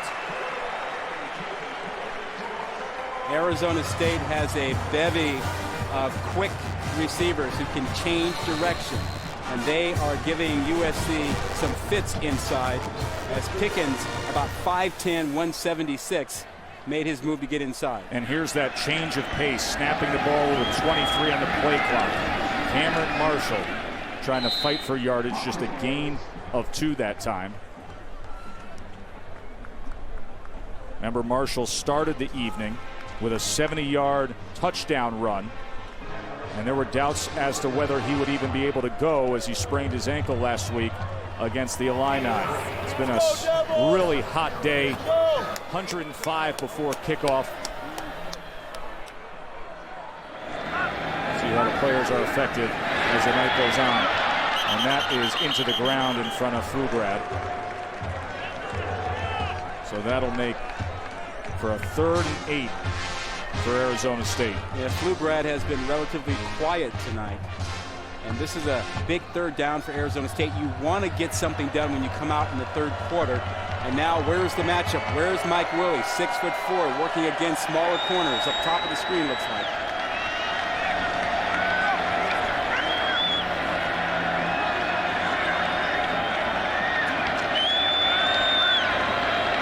To the 40. They only rush 3. And that is incomplete. That was coverage coming over the top that time was Jawanza Starling. Very good play. He timed that well, didn't he, Rod? Perfect. Perfect job with that. Osweiler wanted to go to the left side to Mike Willie. And by the time he came back around, Starling read his eyes perfectly and broke on the football. It's an excellent play. Remember, Roby had a good punt return in the first half. Now Hubner on to punt to him again here. And he's going to let this big boot bounce into the end zone. So Matt Barkley will be back to business. Remember, 5 for 5 and a touchdown pass on the last drive.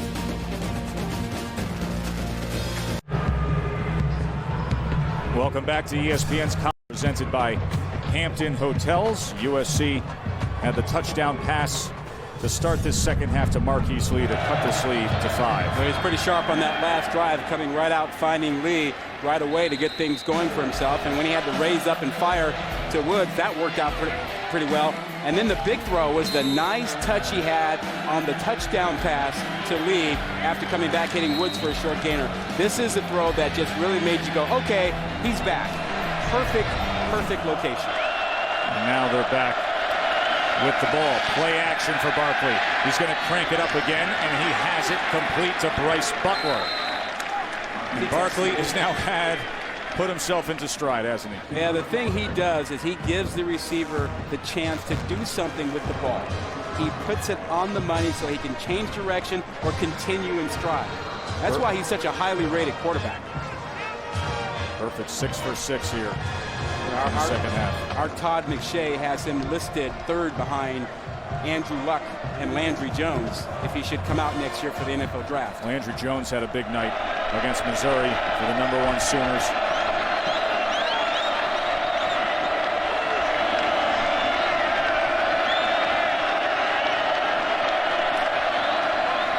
Tyler tests the middle of that Arizona State defense, and a good hard run out to the 41. He was tackled by Davon Coleman and Shelly Lyons. It'll make for a 2nd and 4.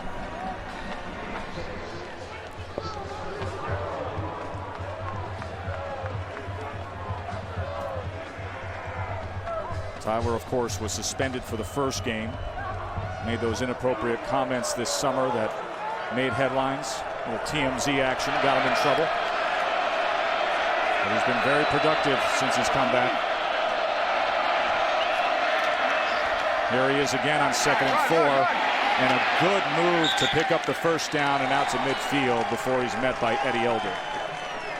Well, maybe they found a rhythm that helps this offensive line. Throw it on first down, give yourself a chance on 2nd down, the cross block over there, and picking his way through Tyler. So now, Tess, you go back to that routine, throwing it on first down, trying to set up that 2nd and short. It's worked so far in this second half for them. Tyler having success will draw those linebackers in and create some play action opportunities. I formation here.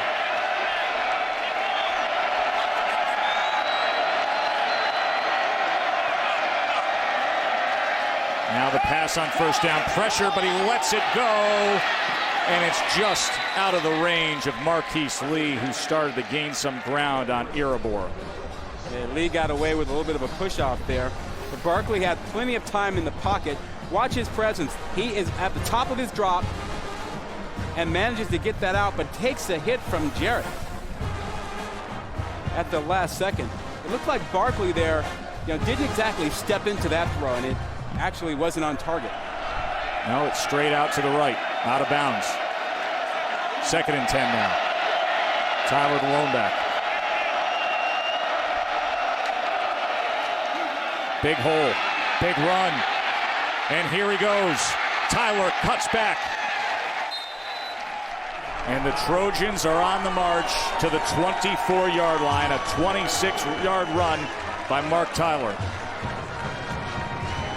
Somewhat like his dad, Wendell Tyler, although Wendell a little shiftier, probably not quite as big. I think Wendell would say he was a little bit faster. Of course, he went on to NFL success. Rams and 49ers after UCLA. Look at the time Barkley has. But just floats it out beyond the end zone. Dennis Erickson just 1-8 against USC, covering 3 different Pac-12 schools. Got the 1 win back in 2000 when he was with Oregon State. A fair amount of pressure on him coming into this season. It's too bad that he's had so many injuries with this team. He felt he had a really, really good and deep team coming into the season. A lot of folks did. Arizona State was one of the trendy picks before all the injuries. Still a chance to have a big year. Tyler on 2nd and 10, and he muscles his way for another first down for the Trojans. That much maligned inside area of the offensive line is doing a pretty good job. Martin and Holmes inside. You see big O 66 of the true freshman Marcus Martin doing a decent job in there. And then Holmes 7-8 helping out. They got a lot of grief because the running attack wasn't up to par the last couple weeks. But this last couple of drives, they've done a really good job.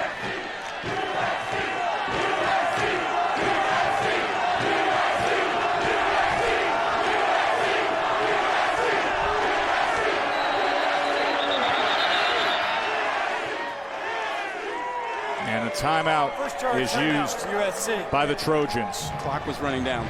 Play clock was about to expire. This will be a 30-second.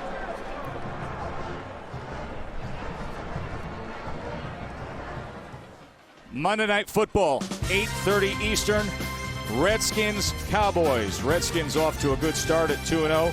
Tony Romo, was banged up a week ago. They expect him to go. Coverage begins at 7 Eastern with Monday Night Countdown served by Applebee's. I think there's some friendly wagers going on teams in the NFL. Some guys that'll be playing on Monday night. Cowboys and Redskins, guys who went to USC and Arizona State. Committing to the run here with Mark Tyler on this last drive by USC. In the first half, he had 11 carries for 26 yards for Lane Kiffin's squad. This drive alone, 4 carries for 52 yards. A little easier to commit to the run when you're actually getting yardage. That's right. It's working, so you stay with it. Really, those guys up front, particularly Marcus Martin, the left guard, doing a really nice job the last couple of drives. And now Mark Tyler is lined up for the direct snap after the timeout. And here he goes. And he's able to get it to the 10. Tackled by Bo Moose, who's had a decent night tonight. His father's the AD up at Washington State. Used to be the AD at Oregon. That's right. Helped build up the Ducks program. Well, now you wonder, does SC feel strong enough in their running attack and its Wildcat to continue to run it down here? I'm still thinking that they believe in Barkley and Woods in these red zone situations. And look who's in the backfield with Barkley and Tyler. That is Robert Woods on 2nd and 7. Well played out and perfectly executed. Touchdown, Mark Tyler. Big comeback by the Trojans. Well, they gave him all the action and flow to the right side, which is the direction that Woods moved into, and then come back with the play to Tyler to the left side. So much attention being paid to Robert Woods. They were distracted by that motion to the opposite side. And now with the score 22-21, you keep the offense out on the field. No, you don't. You make this a 3-point game. No. I completely disagree. You wait until the fourth quarter to go for 2. Reese Davis is with me on that. It's too early. You don't know what's going to happen. 21 minutes left in the game. You miss it, you'll chase this all game long. They run the ball, and they come up short. Tyler was stopped there, right at the goal line, as Vontez Burfict and Eddie Delder came up to meet him. Bottom line is this: USC has their first lead of the night. They wanted it to be a field goal cushion, but they'll settle for a point.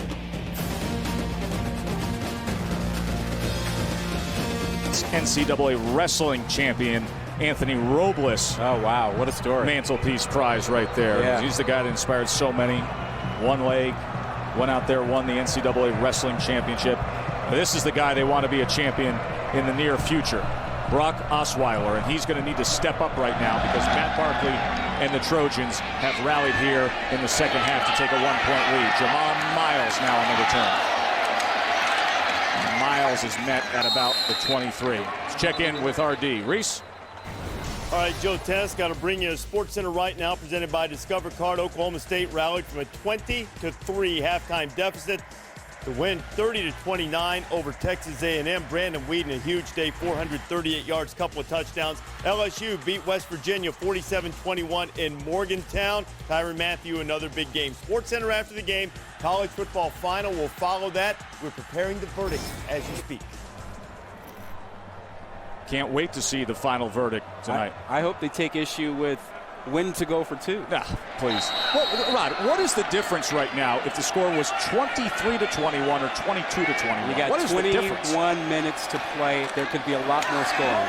Osweiler swings it out to Miles. Nice move by Miles. Cuts back against the grain. Still on his feet before he is taken down from behind by Jawanza Starling for an 11-yard gain. Listen, I'm going to keep going on this. No, all right? please don't. They tried to make it 24-21. They would have the field goal cushion. I don't 23 or 22-21. That's the same thing.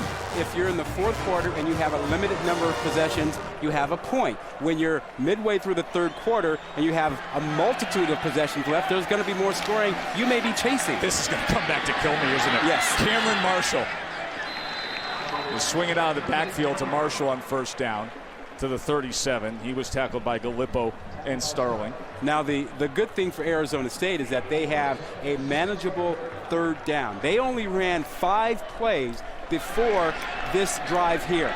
They have to stay on the field. USC's run 15 plays in the second half. 2nd and 6 now for Osweiler. Good protection. Good ball downfield. And a flag comes in as Aaron Pflugrad was the intended receiver, but Roby was on top of him. Yeah, Roby had too much cloth there around the shoulder pad.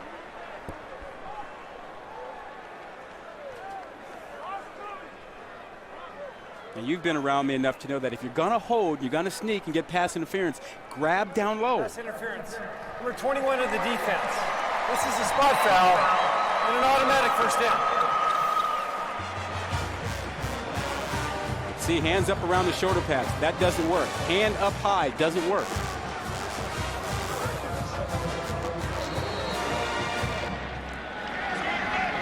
So first down for the Sun Devils across midfield now as they try to respond after USC with those 2 touchdowns to open up this second half. And that's a good burst by Cameron Marshall. It'll be a 2nd and 1. That is so difficult to defend. You get the motion, you have guys spread out, you only have one linebacker sitting in that box trying to sift through that blocking and make a play. Difficult.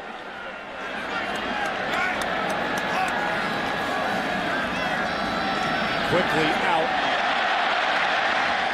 And another first down to Miles. Yeah, you see the cat and mouse game?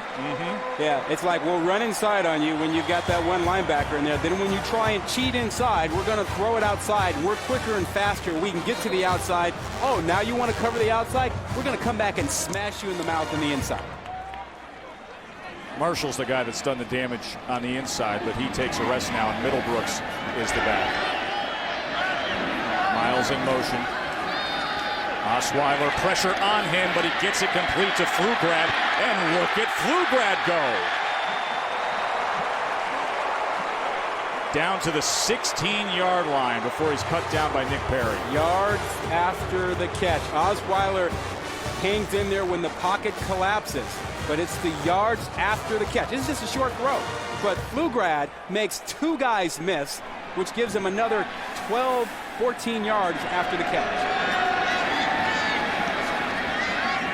Oh, Miles didn't see that coming. Osweiler looked over his way, let it go, and at the last second, Miles put his hands up, and the ball went harmlessly out.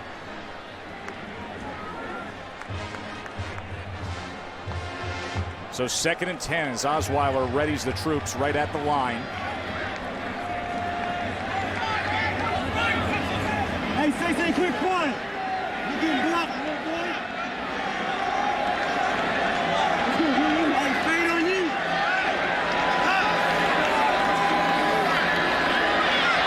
Over the middle and complete. It'll be 1st and goal as he connects with Jarrell Robinson. Love the confidence. He knew he had to throw that thing on a line to get it in there because he was throwing into the teeth of the defense. Watch this bullet. Confidently fires that in there in the middle of the field with a couple of guys around. 1st and goal. Marshall. Touchdown Sun Devils. Big time response by Arizona State. They retake the lead.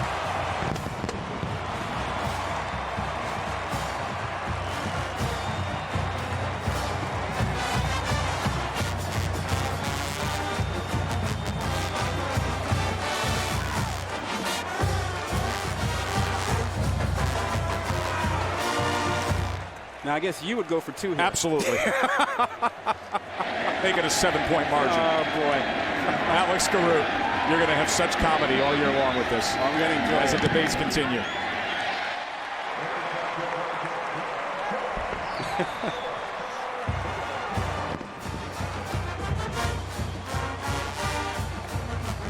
An 8-play drive that went 76 yards, and Marshall punched it in. And Marshall finishing off that run. They did a nice job of mixing up the swing passes, screen passes to the outside with the inside running, spreading them out and then coming back and pounding them inside. And they changed the tempo during that drive not to give the USC defense a chance to rest or to substitute. Noel Mazzoni, the offensive coordinator for Arizona State, does an outstanding job of changing tempo, of knowing just when to press the accelerator and get that play clock to only take about 10 to 15 seconds off, line everybody up, and try to snap that ball at about 26 or 25. Doing a great job with that. Really mixing things up, including the pace. He's been with Dennis Erickson many times in the past, had success at Oregon State. Now the offensive coordinator here at ASU with some of this real speedy talent that they're showcasing. Interesting second half, hasn't it been? Arizona State had that 21-9 margin where USC had to settle for field goals, and then Matt Barkley came out and looked like the Heisman hopeful that he is, going 5 for 5, cutting into the lead. Then we had the drive with Mark Tyler, who's just punishing that Arizona State defense as USC retook the lead, and then ASU comes right back on them. Here's Robert Woods from the 3. Woods, high hurdles. The kicker is left, and he takes him down. Alex Garrett stopped Robert Woods at midfield.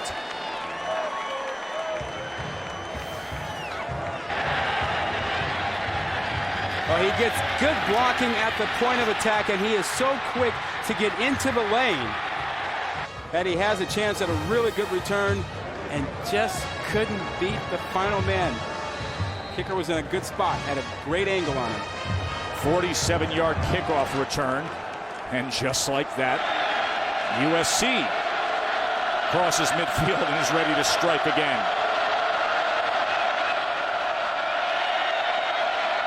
Tyler, big gaping hole, and Mark Tyler continues with his successful second half as he was chopped down by Eddie Elder. You know, Tess, we talk about Burfict and his being a top linebacker. Well, he's got to take on this block. He's got to take on this block, disengage, and make a play. He stood right up. Yeah. And that's part of the thing that's been going on with him this season, is that his aggressiveness has been limited at times, and that's just thinking too much. And he's an outstanding player, but he's got to get it a little bit more. He can stop that play, or at least limit it. Tyler on second down. Nobody touched him until then. Ball comes loose, and Arizona State has it.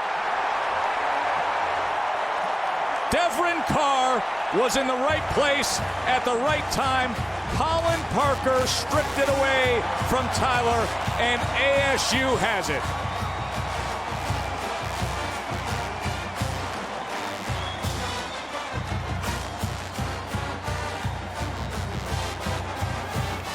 Well, Tyler is just trying to get extra yardage, and it's the spin that has him lose a little control, and that ball is being carried low. You have to carry it high and tight. That ball is low where it can be stripped out. You have to have it tight, 4 points of contact. Didn't have it there. And the last time USC's defense was in a sudden change situation, they didn't handle it well. They weren't prepared, and they changed up the tempo on them offensively. That's when Burfict had the interception, and Osweiler came right down the field to make it 21-6. Let's see what they do now. Minimal gain that time. That was Kyle Middlebrooks on the carry, tackled by Chris Gallipo. A lot of football left in this game. Been a back and forth second half.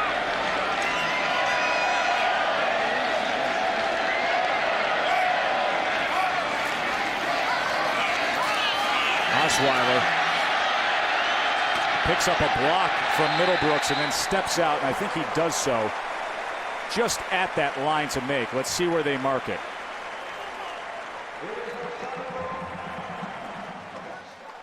NASCAR chase continues. Sylvania 300 at New Hampshire. Coverage will begin at 1 Eastern on ESPN tomorrow with NASCAR Countdown presented by Napa. You think Jimmy Johnson's getting back in it tomorrow? Tony Stewart came up big. last week, and it is a first down for ASU. Osweiler to Miles, and Miles just back to the line of scrimmage. Starling's Deion Bailey and Jawanza Starling were in there. Starling's made a couple of great plays tonight. That open field tackle on a guy like Miles is that's good stuff. You know, at the end of last year, it was poor tackling that got him benched, so it's nice to see him bounce back. Guy who played some baseball at USC earlier in his Trojans athletic career. 2nd and 10 for Osweiler. The slant that time is complete to Chris Coyle. Well, the play action pass pulled up the linebackers and created the space behind the linebackers and in front of the safety. Brings up a 3rd down and 1, and they go right to the line of scrimmage.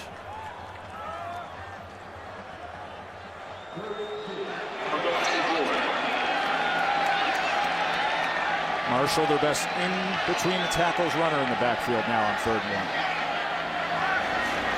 But they'll pass. And it is batted at the line of scrimmage that time as Chris Gallipo made a fine-looking defensive play. A much better effort out of USC's defense in that sudden change situation. They come up big with the stop. Pflugrad wide open, but the defensive linemen got their hands up to knock that ball down. So the fumble by Tyler, and Arizona State does not take advantage. Instead, it is Hubner on to punt. Roby is waiting at the 15. And he fields it at the 10. And he is met there, and a flag came in at the end. Well, East Coast time. It is Sunday morning as the college football weekend continues. Some of the headlines from the big Saturday of college football: Brandon Wheaton and Oklahoma State, LSU, and what was the big matchup that was well hyped in Florida State. They go from number 5 in the country to now. The kick return, illegal block in the back. Number 23 of the returns here. After this USC will be pushed back. What stands out to you, Rod? Well, you know, Wheaton didn't have a great first half, but came back and was on fire in that second half. LSU, to me, number 1 team in the country. After what they've done so far this season, I got to move them up over Oklahoma and Alabama. Florida State, boy, what do they have left after those 2 games in a short period of time? I'm stunned by the change of fortune for Florida State. Take a look at that Oklahoma State schedule, because they may be headed with a collision course deep into the season with OU with it all on the line.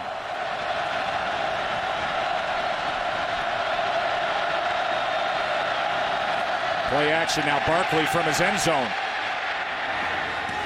And he gets it complete for a first down to Robert Woods. How about that arm on Matt Barkley? Yeah, that's why the NFL scouts drew. This is a great throw on the move. Nice route by Woods. Little comeback. And that ball is put out there. You got a quarterback on the move throwing a pinpoint bullet to the far sideline. Red Ellison, who was about 5 yards upfield from Woods, was looking and saying, "Oh, was that 10? Oh no, Robert Woods is behind me," and it's a dart to him. Yeah. Look at this. I mean, the numbers Woods continues to put up. Over 100 yards again. Marquise Lee now on the end around. And a nice cutback by Lee before his legs were taken out by Clint Floyd. Yeah, he just gave Davon Coleman, number 43, the business. Coleman thought he had him wrapped up outside, and he just gave him the oops. You know what Lane Kiffin says about Marquise Lee? He says, listen, the guy's going to be a star. You look at his body type, he'll be bigger, stronger, faster than Robert Woods. That's scary. That is pretty scary because Woods is pretty good.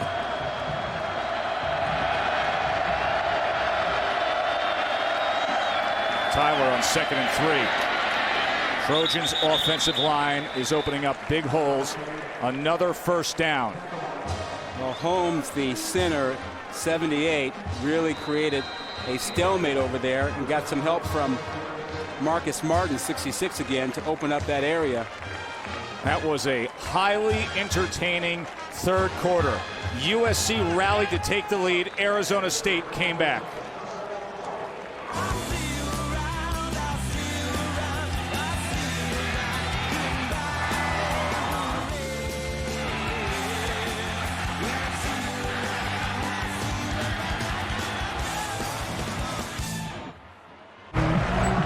College football primetime presented by Hampton Hotels. Our game summary, well, it sets up for this to be a good-looking fourth quarter. Mark Tyler now 123 yards rushing for the Trojans. He's been the workhorse here in the second half. Arizona State trying to beat USC. USC has won their last 11 straight against the Sun Devils. Could that change tonight?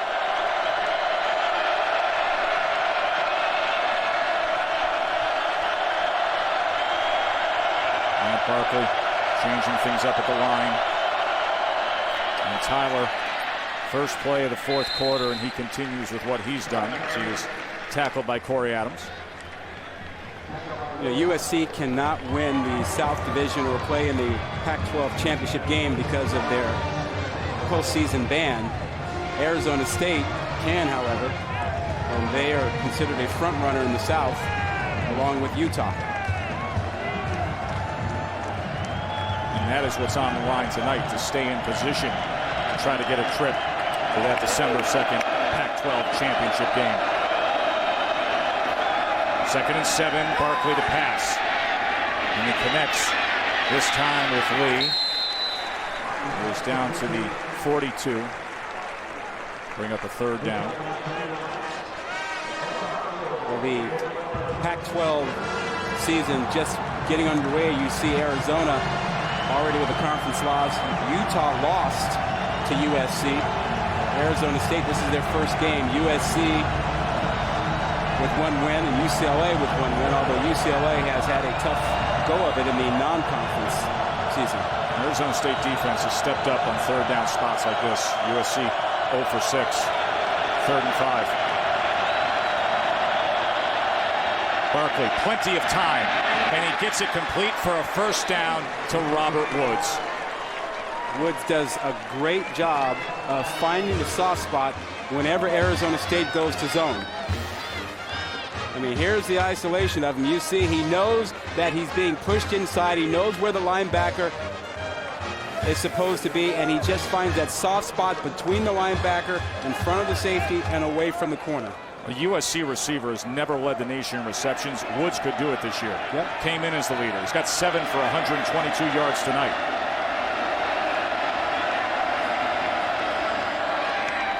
Bryce Butler now. And Butler is forced out at the 41 by Clint Floyd.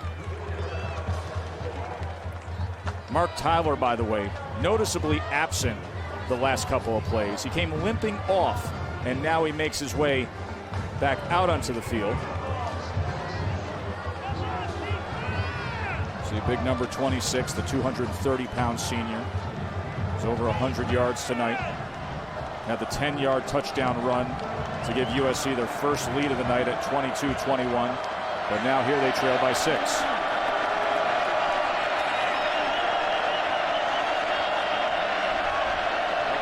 The pitch to Tyler. Good block out in front by Matt Khalil. And here goes Tyler inside the 20. You want to see what an All-American left tackle looks like? Take a look at this replay and watch Matt Khalil. Yeah, not just an All-American, a guy who may be the 2nd overall pick in the draft. Look at the speed and the athletic ability of a guy who goes at 6'7", 295, and just flattens the defender to open up a huge hole for Tyler. And Osahan Irabor, who received that block from Matt Khalil, is just getting up now at midfield and walking off. Yeah, well, 180 doesn't stand up very well to 300 pounds. When Todd McShay is doing all his little snippets and film of NFL prospects next spring, that's going to be on the list. Yeah. Well, you know, this guy's already considered a top 5 pick, and some people, Todd McShay included, thinks, you know, he could be the 2nd overall pick if he comes out, and I think there's little doubt that he's going to come out. And he opened up that big hole for Mark Tyler, and now the Trojans in great position here with a first down at the 19.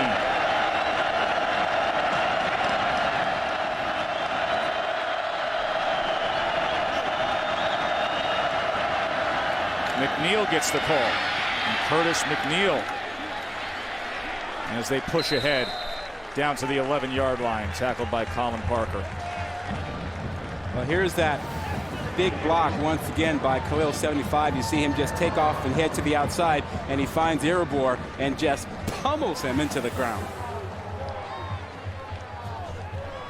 By the way, he's something special on special teams as well. 2 blocked field goals. Had that blocked field goal to preserve the win at the end of the Utah game. Well, when you're that big and you're able to move that well, that quickly with such quick feet, that's why you're being mentioned as a possible top pick next to Andrew Luck. There's been 21 USC offensive linemen taken in the first round of the NFL draft through the years. McNeil again, and he is smothered this time.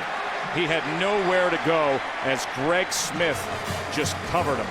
Filling in for Junior Onyeli is Greg Smith, stepping in for one of his few starts, and he gets up and makes a real good play, sharing that spot over there with Davon Coleman tonight. Alden Darby, the cornerback, also came in to get in there.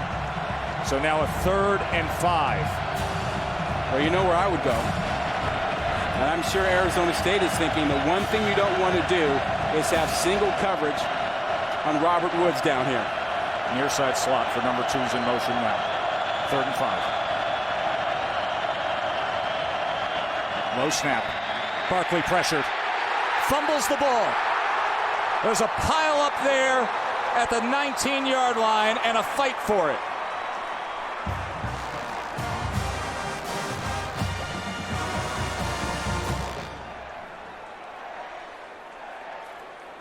Greg Smith had the pressure, and Arizona State recovers the fumble.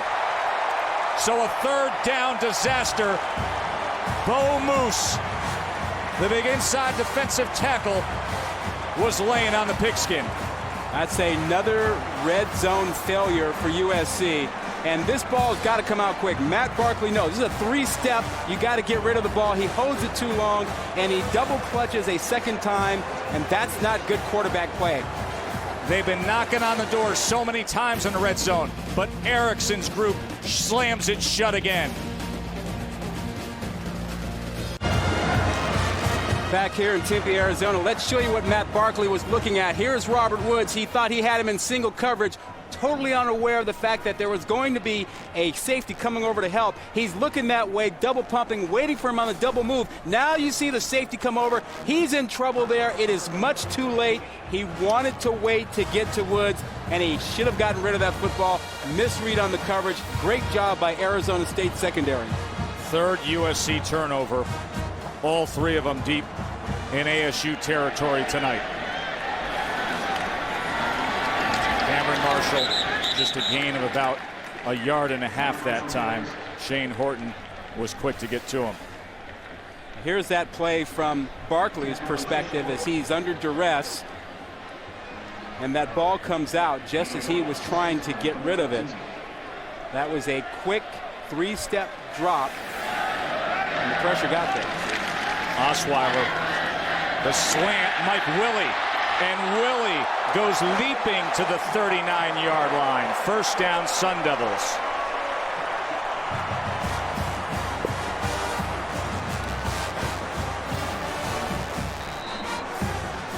Nothing fancy about it except the hurdle by Willie.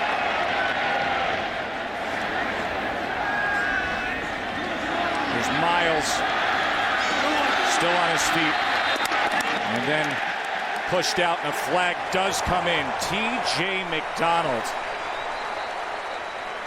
Remember, T.J. McDonald had those 2 personal fouls in the first half. That's his 3rd 15-yarder of the night. That's not going to sit well in film study. After the play was over, personal foul. Played head out of bounds. Number 7 of the defense. 15-yard penalty. 1st down.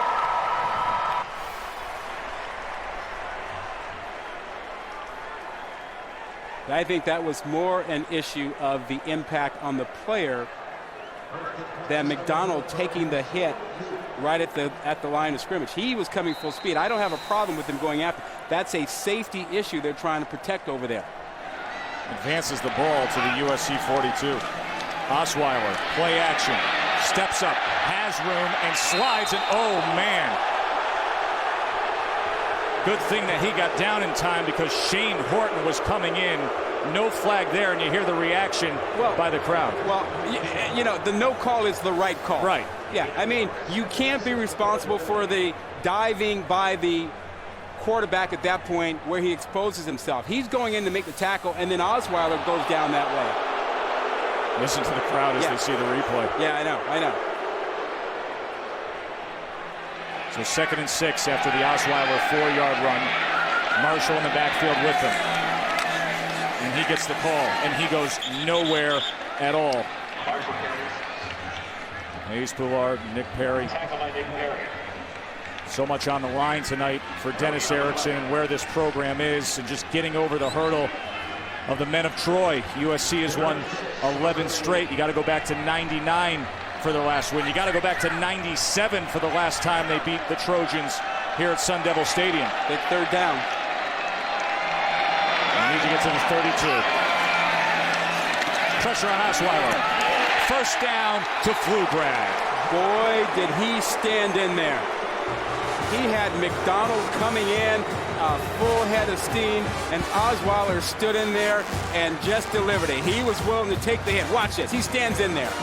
That is big-time quarterback play. He knew it was coming, and he turned that shoulder right into it.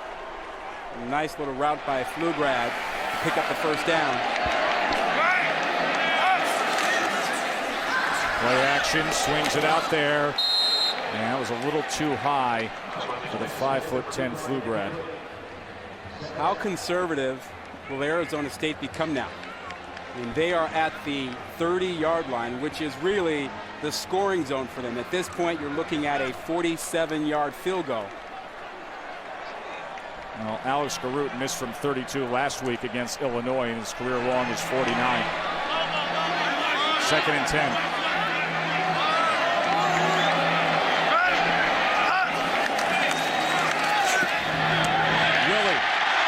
First down, trying to get some more, and he's down to the 16-yard line, and ASU is in business. Yeah, not too conservative. They love the fact that Mike Willie goes 6'4", 220, and uses that body to shield away defenders, and particularly a smaller defender that he has to work against an Anthony Brown, who goes at about 5'9". Marshall on the 1st down run, and he picks up about 8.5 yards, and they are inside the 10. And Brock Osweiler struggled a bit last week against the Illini.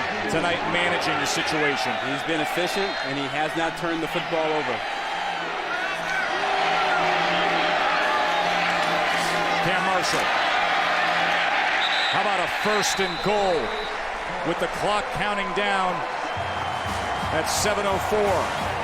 Christian Tupou tried to pull the ball out more so than make the tackle. USC defense desperate for a stop here. Well, they're thinking turnover and not stop.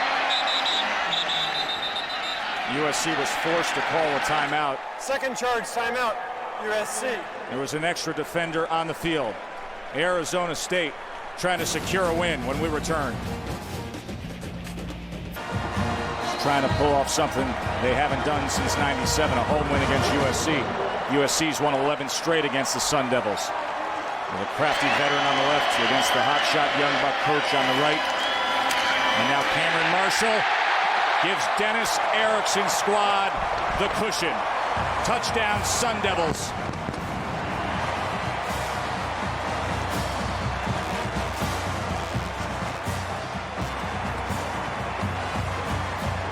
Now with the margin at 12 in the fourth quarter, you go for 2. You make it the 2 touchdown. Now, even if SC had held them to a field goal here, it would have been a 9-point lead, which would have made that failed 2-point conversion a problem for USC. That's why you don't do it in the third quarter. That's why you don't do it in the third quarter. So the 2-point conversion to try to make it a 14-point game. Willie, a flag comes. What a catch by Willie with one hand out of bounds, but the flag came down. So they'll be able to get another shot if the pass interference does indeed go against Tony Burnett. Well, Willie had one hand, one arm pinned down. Could he have been more relaxed in just making that amazing catch? That was pretty cool. Lane Kiffin is trying to argue that it was uncatchable. Really? Looked like super glue was attached to Willie's hand. Hey, well, actually he did catch it, you know. They're talking it over. See if Lane gets his way.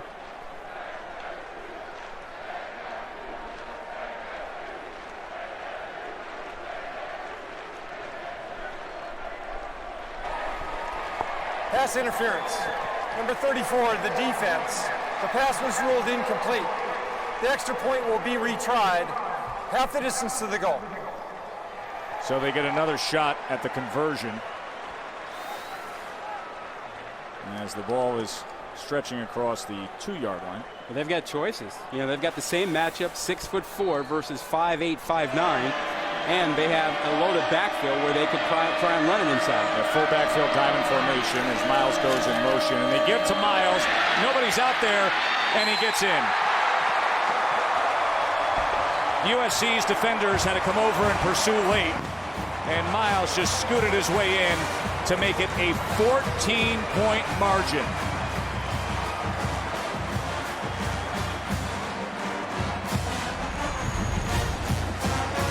Marshall brought it in. And then Miles tacked on the 2. And ASU may have what they're looking for soon enough.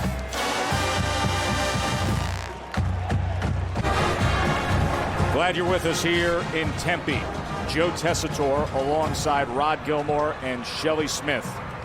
As the USC fans are saying, how are we going to get out of this one?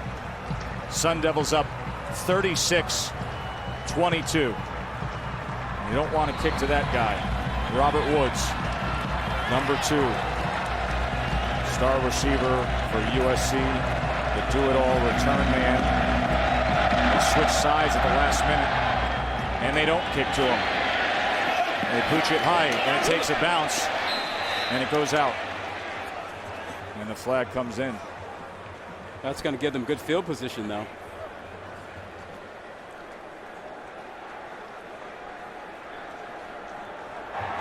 Kickoff out of bounds against the kicking team. USC will put the ball in play at the 40-yard line. First down. You know, Tess, nothing's hurt USC bigger tonight than their miscues, their turnovers. Here's the first one. You have a Tyler turnover when he made a big run. That's not a good deal for USC. And then how about this other one? You get this one knocked down. You covered also Barkley's fumble and the late hit out of bounds. Barkley, pressure on Barkley. Flag comes in, intercepted. How about this? Shelley Lyons. Touchdown, Arizona State. We will wait for the flag. The pressure came from Jarrett, and Barkley was put in a tough spot, and Lyons made him pay the price.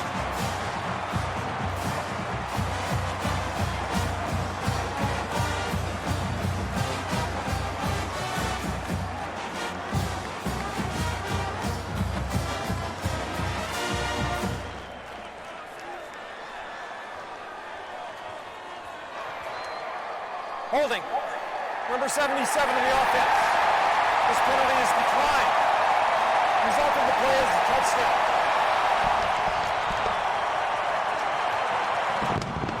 Shelley Lyons, who comes from Southern California, played high school ball with his teammate Vontez Burfict in some of those memorable games against Matt Barkley. Comes up big here. Yeah, Barkley's trying to make something happen when there's nothing there. He's in the grasp. He puts it out there with nothing on it. Shelley makes a fantastic play. Linebacker showing great hands, and he's got himself a pick 6.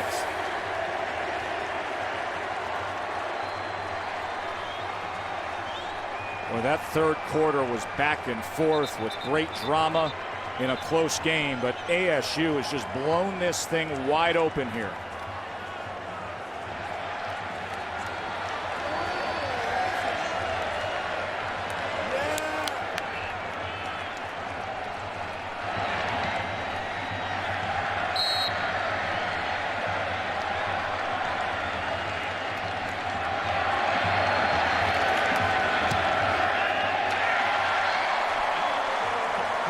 extra point by Garut, and all of a sudden, 43-22. Oh, that happened quickly.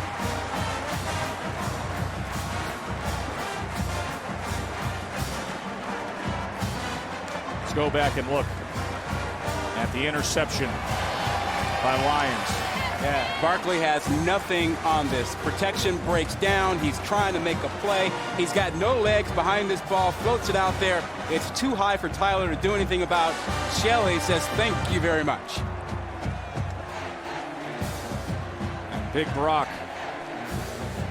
ready to celebrate with his teammates. All the preseason talk about what could be for Arizona State. Now with this Pac-12 division format, it still can be. They could be headed towards a special year if they can get through the course of the Pac-12 slate and find themselves in that championship game. And this was a big one to overcome on their way there.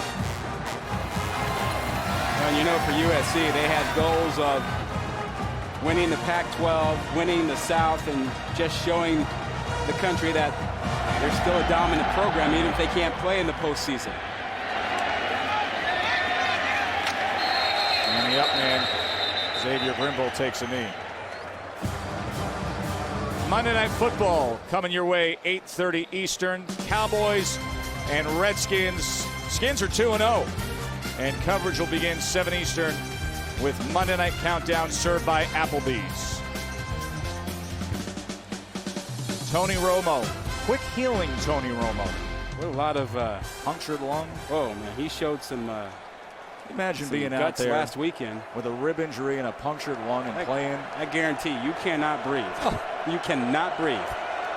Turnovers have been the story. They scored 22 points as ASU off of 4 USC turnovers. And the screen is dropped that time by McNeil. Well, there's definite deflation on the USC sideline. Guys are now sitting down. Go ahead, Shelley. What do you have for us? I'm sorry. It's a lot of deflation here on the USC sideline. Guys sitting down. A 20-point or 21-point deficit is almost impossible to overcome. However, Matt Barkley ran out there with a lot of confidence, looking like he wanted to finish strong, if nothing else. Let's see how he does here. USC has turned the ball over the last 3 possessions. And he gets this complete to Robert Woods.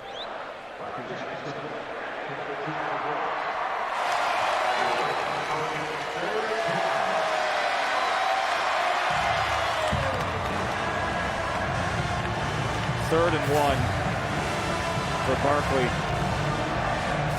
as McNeil is the lone back.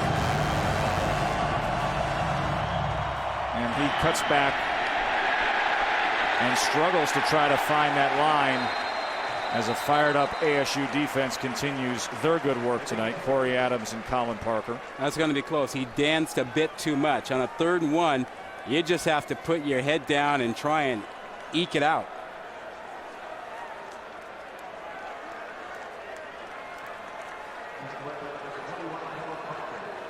Yeah, he's short. That's going to be a 4th down.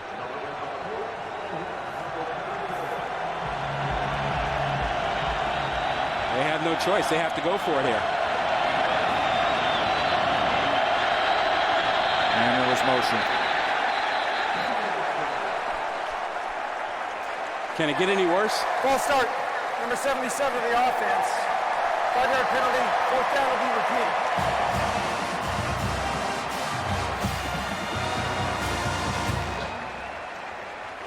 That was on the right side. That was Devin Graff who jumped. You know, now, Tess, the problem is you don't turn this over. You're pretty much setting up Arizona State for another automatic score just to make it look bad. Or worse, I should say. 4th and 6 now. Barkley. And incomplete. So, yes, indeed, with 4:58 to go, Arizona State will have that short field route. Don't tell me they could hang half 100 on the Trojans. Wow. Unthinkable. Look at Kiffin's face.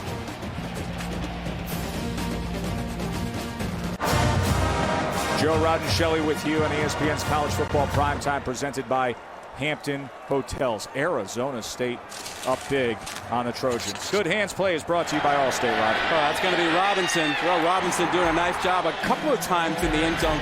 Difficult situations of making catches, being harassed by smaller defensive backs, but he showed the good hands.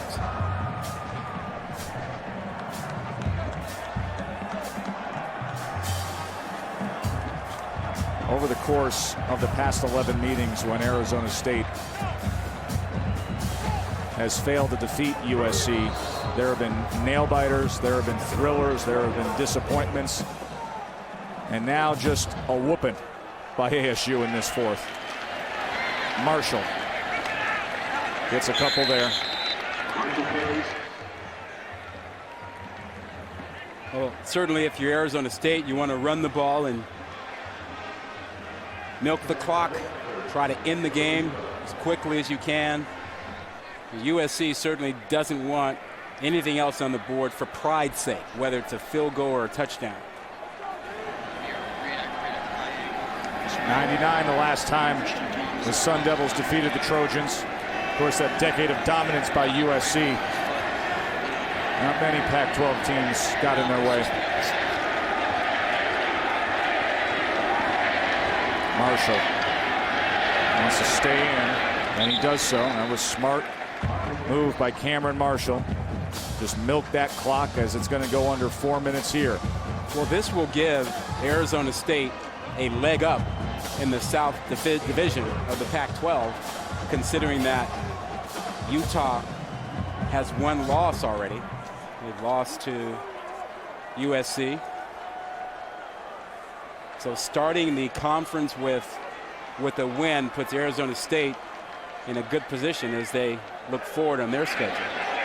When you think about that game last week at Illinois, did that thing ever set up as a trap game when you look at their schedule or what? Yeah, huge. 3rd and 7 for Osweiler. Flag here. Osweiler's going to take a strike to Fugrad, and it falls incomplete. They had the big overtime thrilling win against Missouri at home. The blackout, the place was going nuts. They had this game with USC, a ranked 3-0 USC team, and sandwiched in between was a trip to Illinois. Yeah, well, you know, veteran teams understand that, and they learn how to prepare for it. Offside. Lined up in the neutral zone, number 81 of the defense. 5-yard penalty. 3rd down will be repeated. Look at this schedule, and you see where there's the trap game with Illinois. They could have won, should have won, whatever. Illinois is a decent team. Well, and then they get Oregon State, and then a big showdown with Utah, which is really going to have a lot to say about the South Division. And then obviously they continue on in the conference, but that head-to-head with Utah is going to be huge for who wins the South. Of course, at Oregon is a massive undertaking. But who knows, come December 2nd, if they stay the course, maybe Big Brock and company could be playing in that Pac-12 championship game. It's a good way to get league play started. And on 3rd and 2, Cameron Marshall does what he's been doing tonight. Powers ahead. Started the game with a 70-yard touchdown run. You mentioned that trap game they had last week. Yes. Well, the Arizona State coaches told us, they could tell their guys were struggling. They were still getting pats on the back on Wednesday and Thursday, and family members saying, friends, great job, great job. That's when a veteran team, experienced team, coaches up their family and friends and say, hey, you guys got to back off. You got to help us. If you're on board with us, help us look to the next game. Not looking back. Well, you can just sense this crowd is enjoying every second of watching that clock tick down and that big cushion. 43-22 as ASU had 22 unanswered points after USC took their only lead of the game at 22-21, and they couldn't have looked better in the 3rd quarter the way they came out with Barkley passing and Tyler running. Barkley was really in the zone there coming out of halftime, but things fell apart in the 4th. You have to give a lot of credit to this Arizona State defense. Beat up, Beleaguer missing several starters, but the backup stepped up and played great.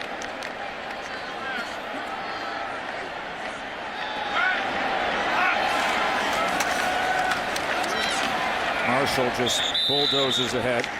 Reminder that SportsCenter is coming up. The coach is going to be there with Kevin Connors. And Kirk Herbstreit and David Pollack are going to analyze LSU's big win against West Virginia. Plus, they'll have the full day of college football. I thought this was one of the great days on the schedule when you looked at it. Thriller with Oklahoma State and Texas A&M. You had Florida State and Clemson. And you want to see what RG3 did tonight. Robert Griffin III, the Heisman candidate at Baylor. You know what? He has more touchdown passes on the season than he has incomplete passes. 105 degrees, a big win, and a cold, cool ending for Dennis Erickson.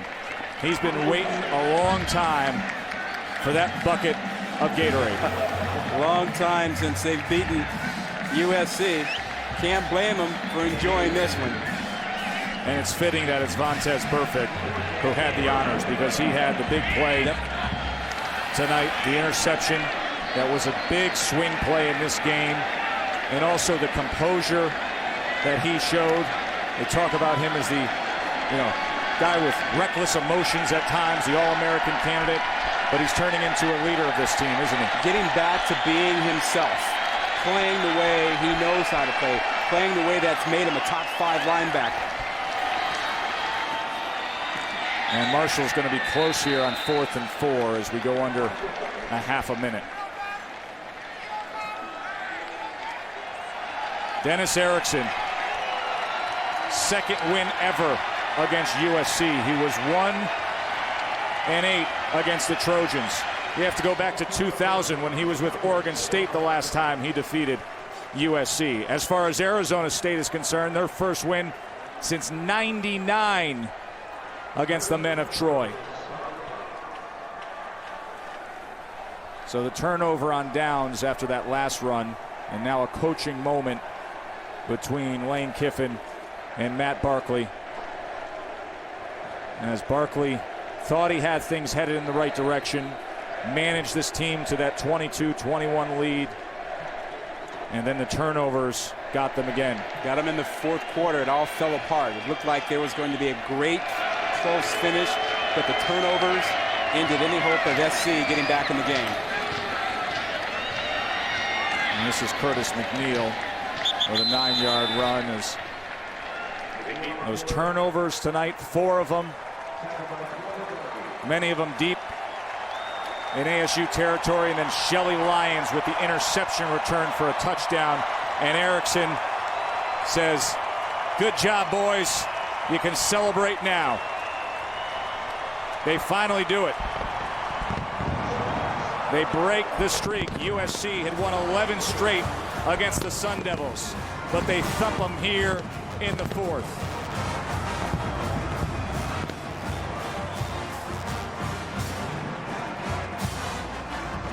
Let's go down to the field to Shelley Smith. All right, Coach, how's that Gatorade feel? I never had a greater Gatorade bath in my. That's 11 years it's been since we beat these guys. I'm so proud of this football team and the coaches and the job they did. Fell behind there in the third quarter, and they showed a lot of grit and came back and won the game. It was just a great victory for this program.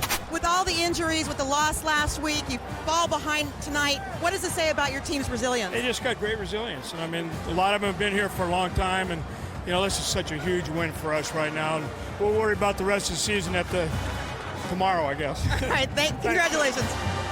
That's a coach that won 2 national titles at Miami, and he's expressing how much this means to come up with this win. He's been trying to build this program up, and maybe this will be the year that Pac-12 success comes their way. Osweiler had 2 touchdown scores, 223 yards. Marshall, 141 yards rushing and 3 touchdowns. 43-22 Arizona State. Coming up next is SportsCenter. For Rod Gilmore and Shelley Smith and the rest of our crew, I'm Joe Tessitore. Enjoy the rest of your night, including SportsCenter right now.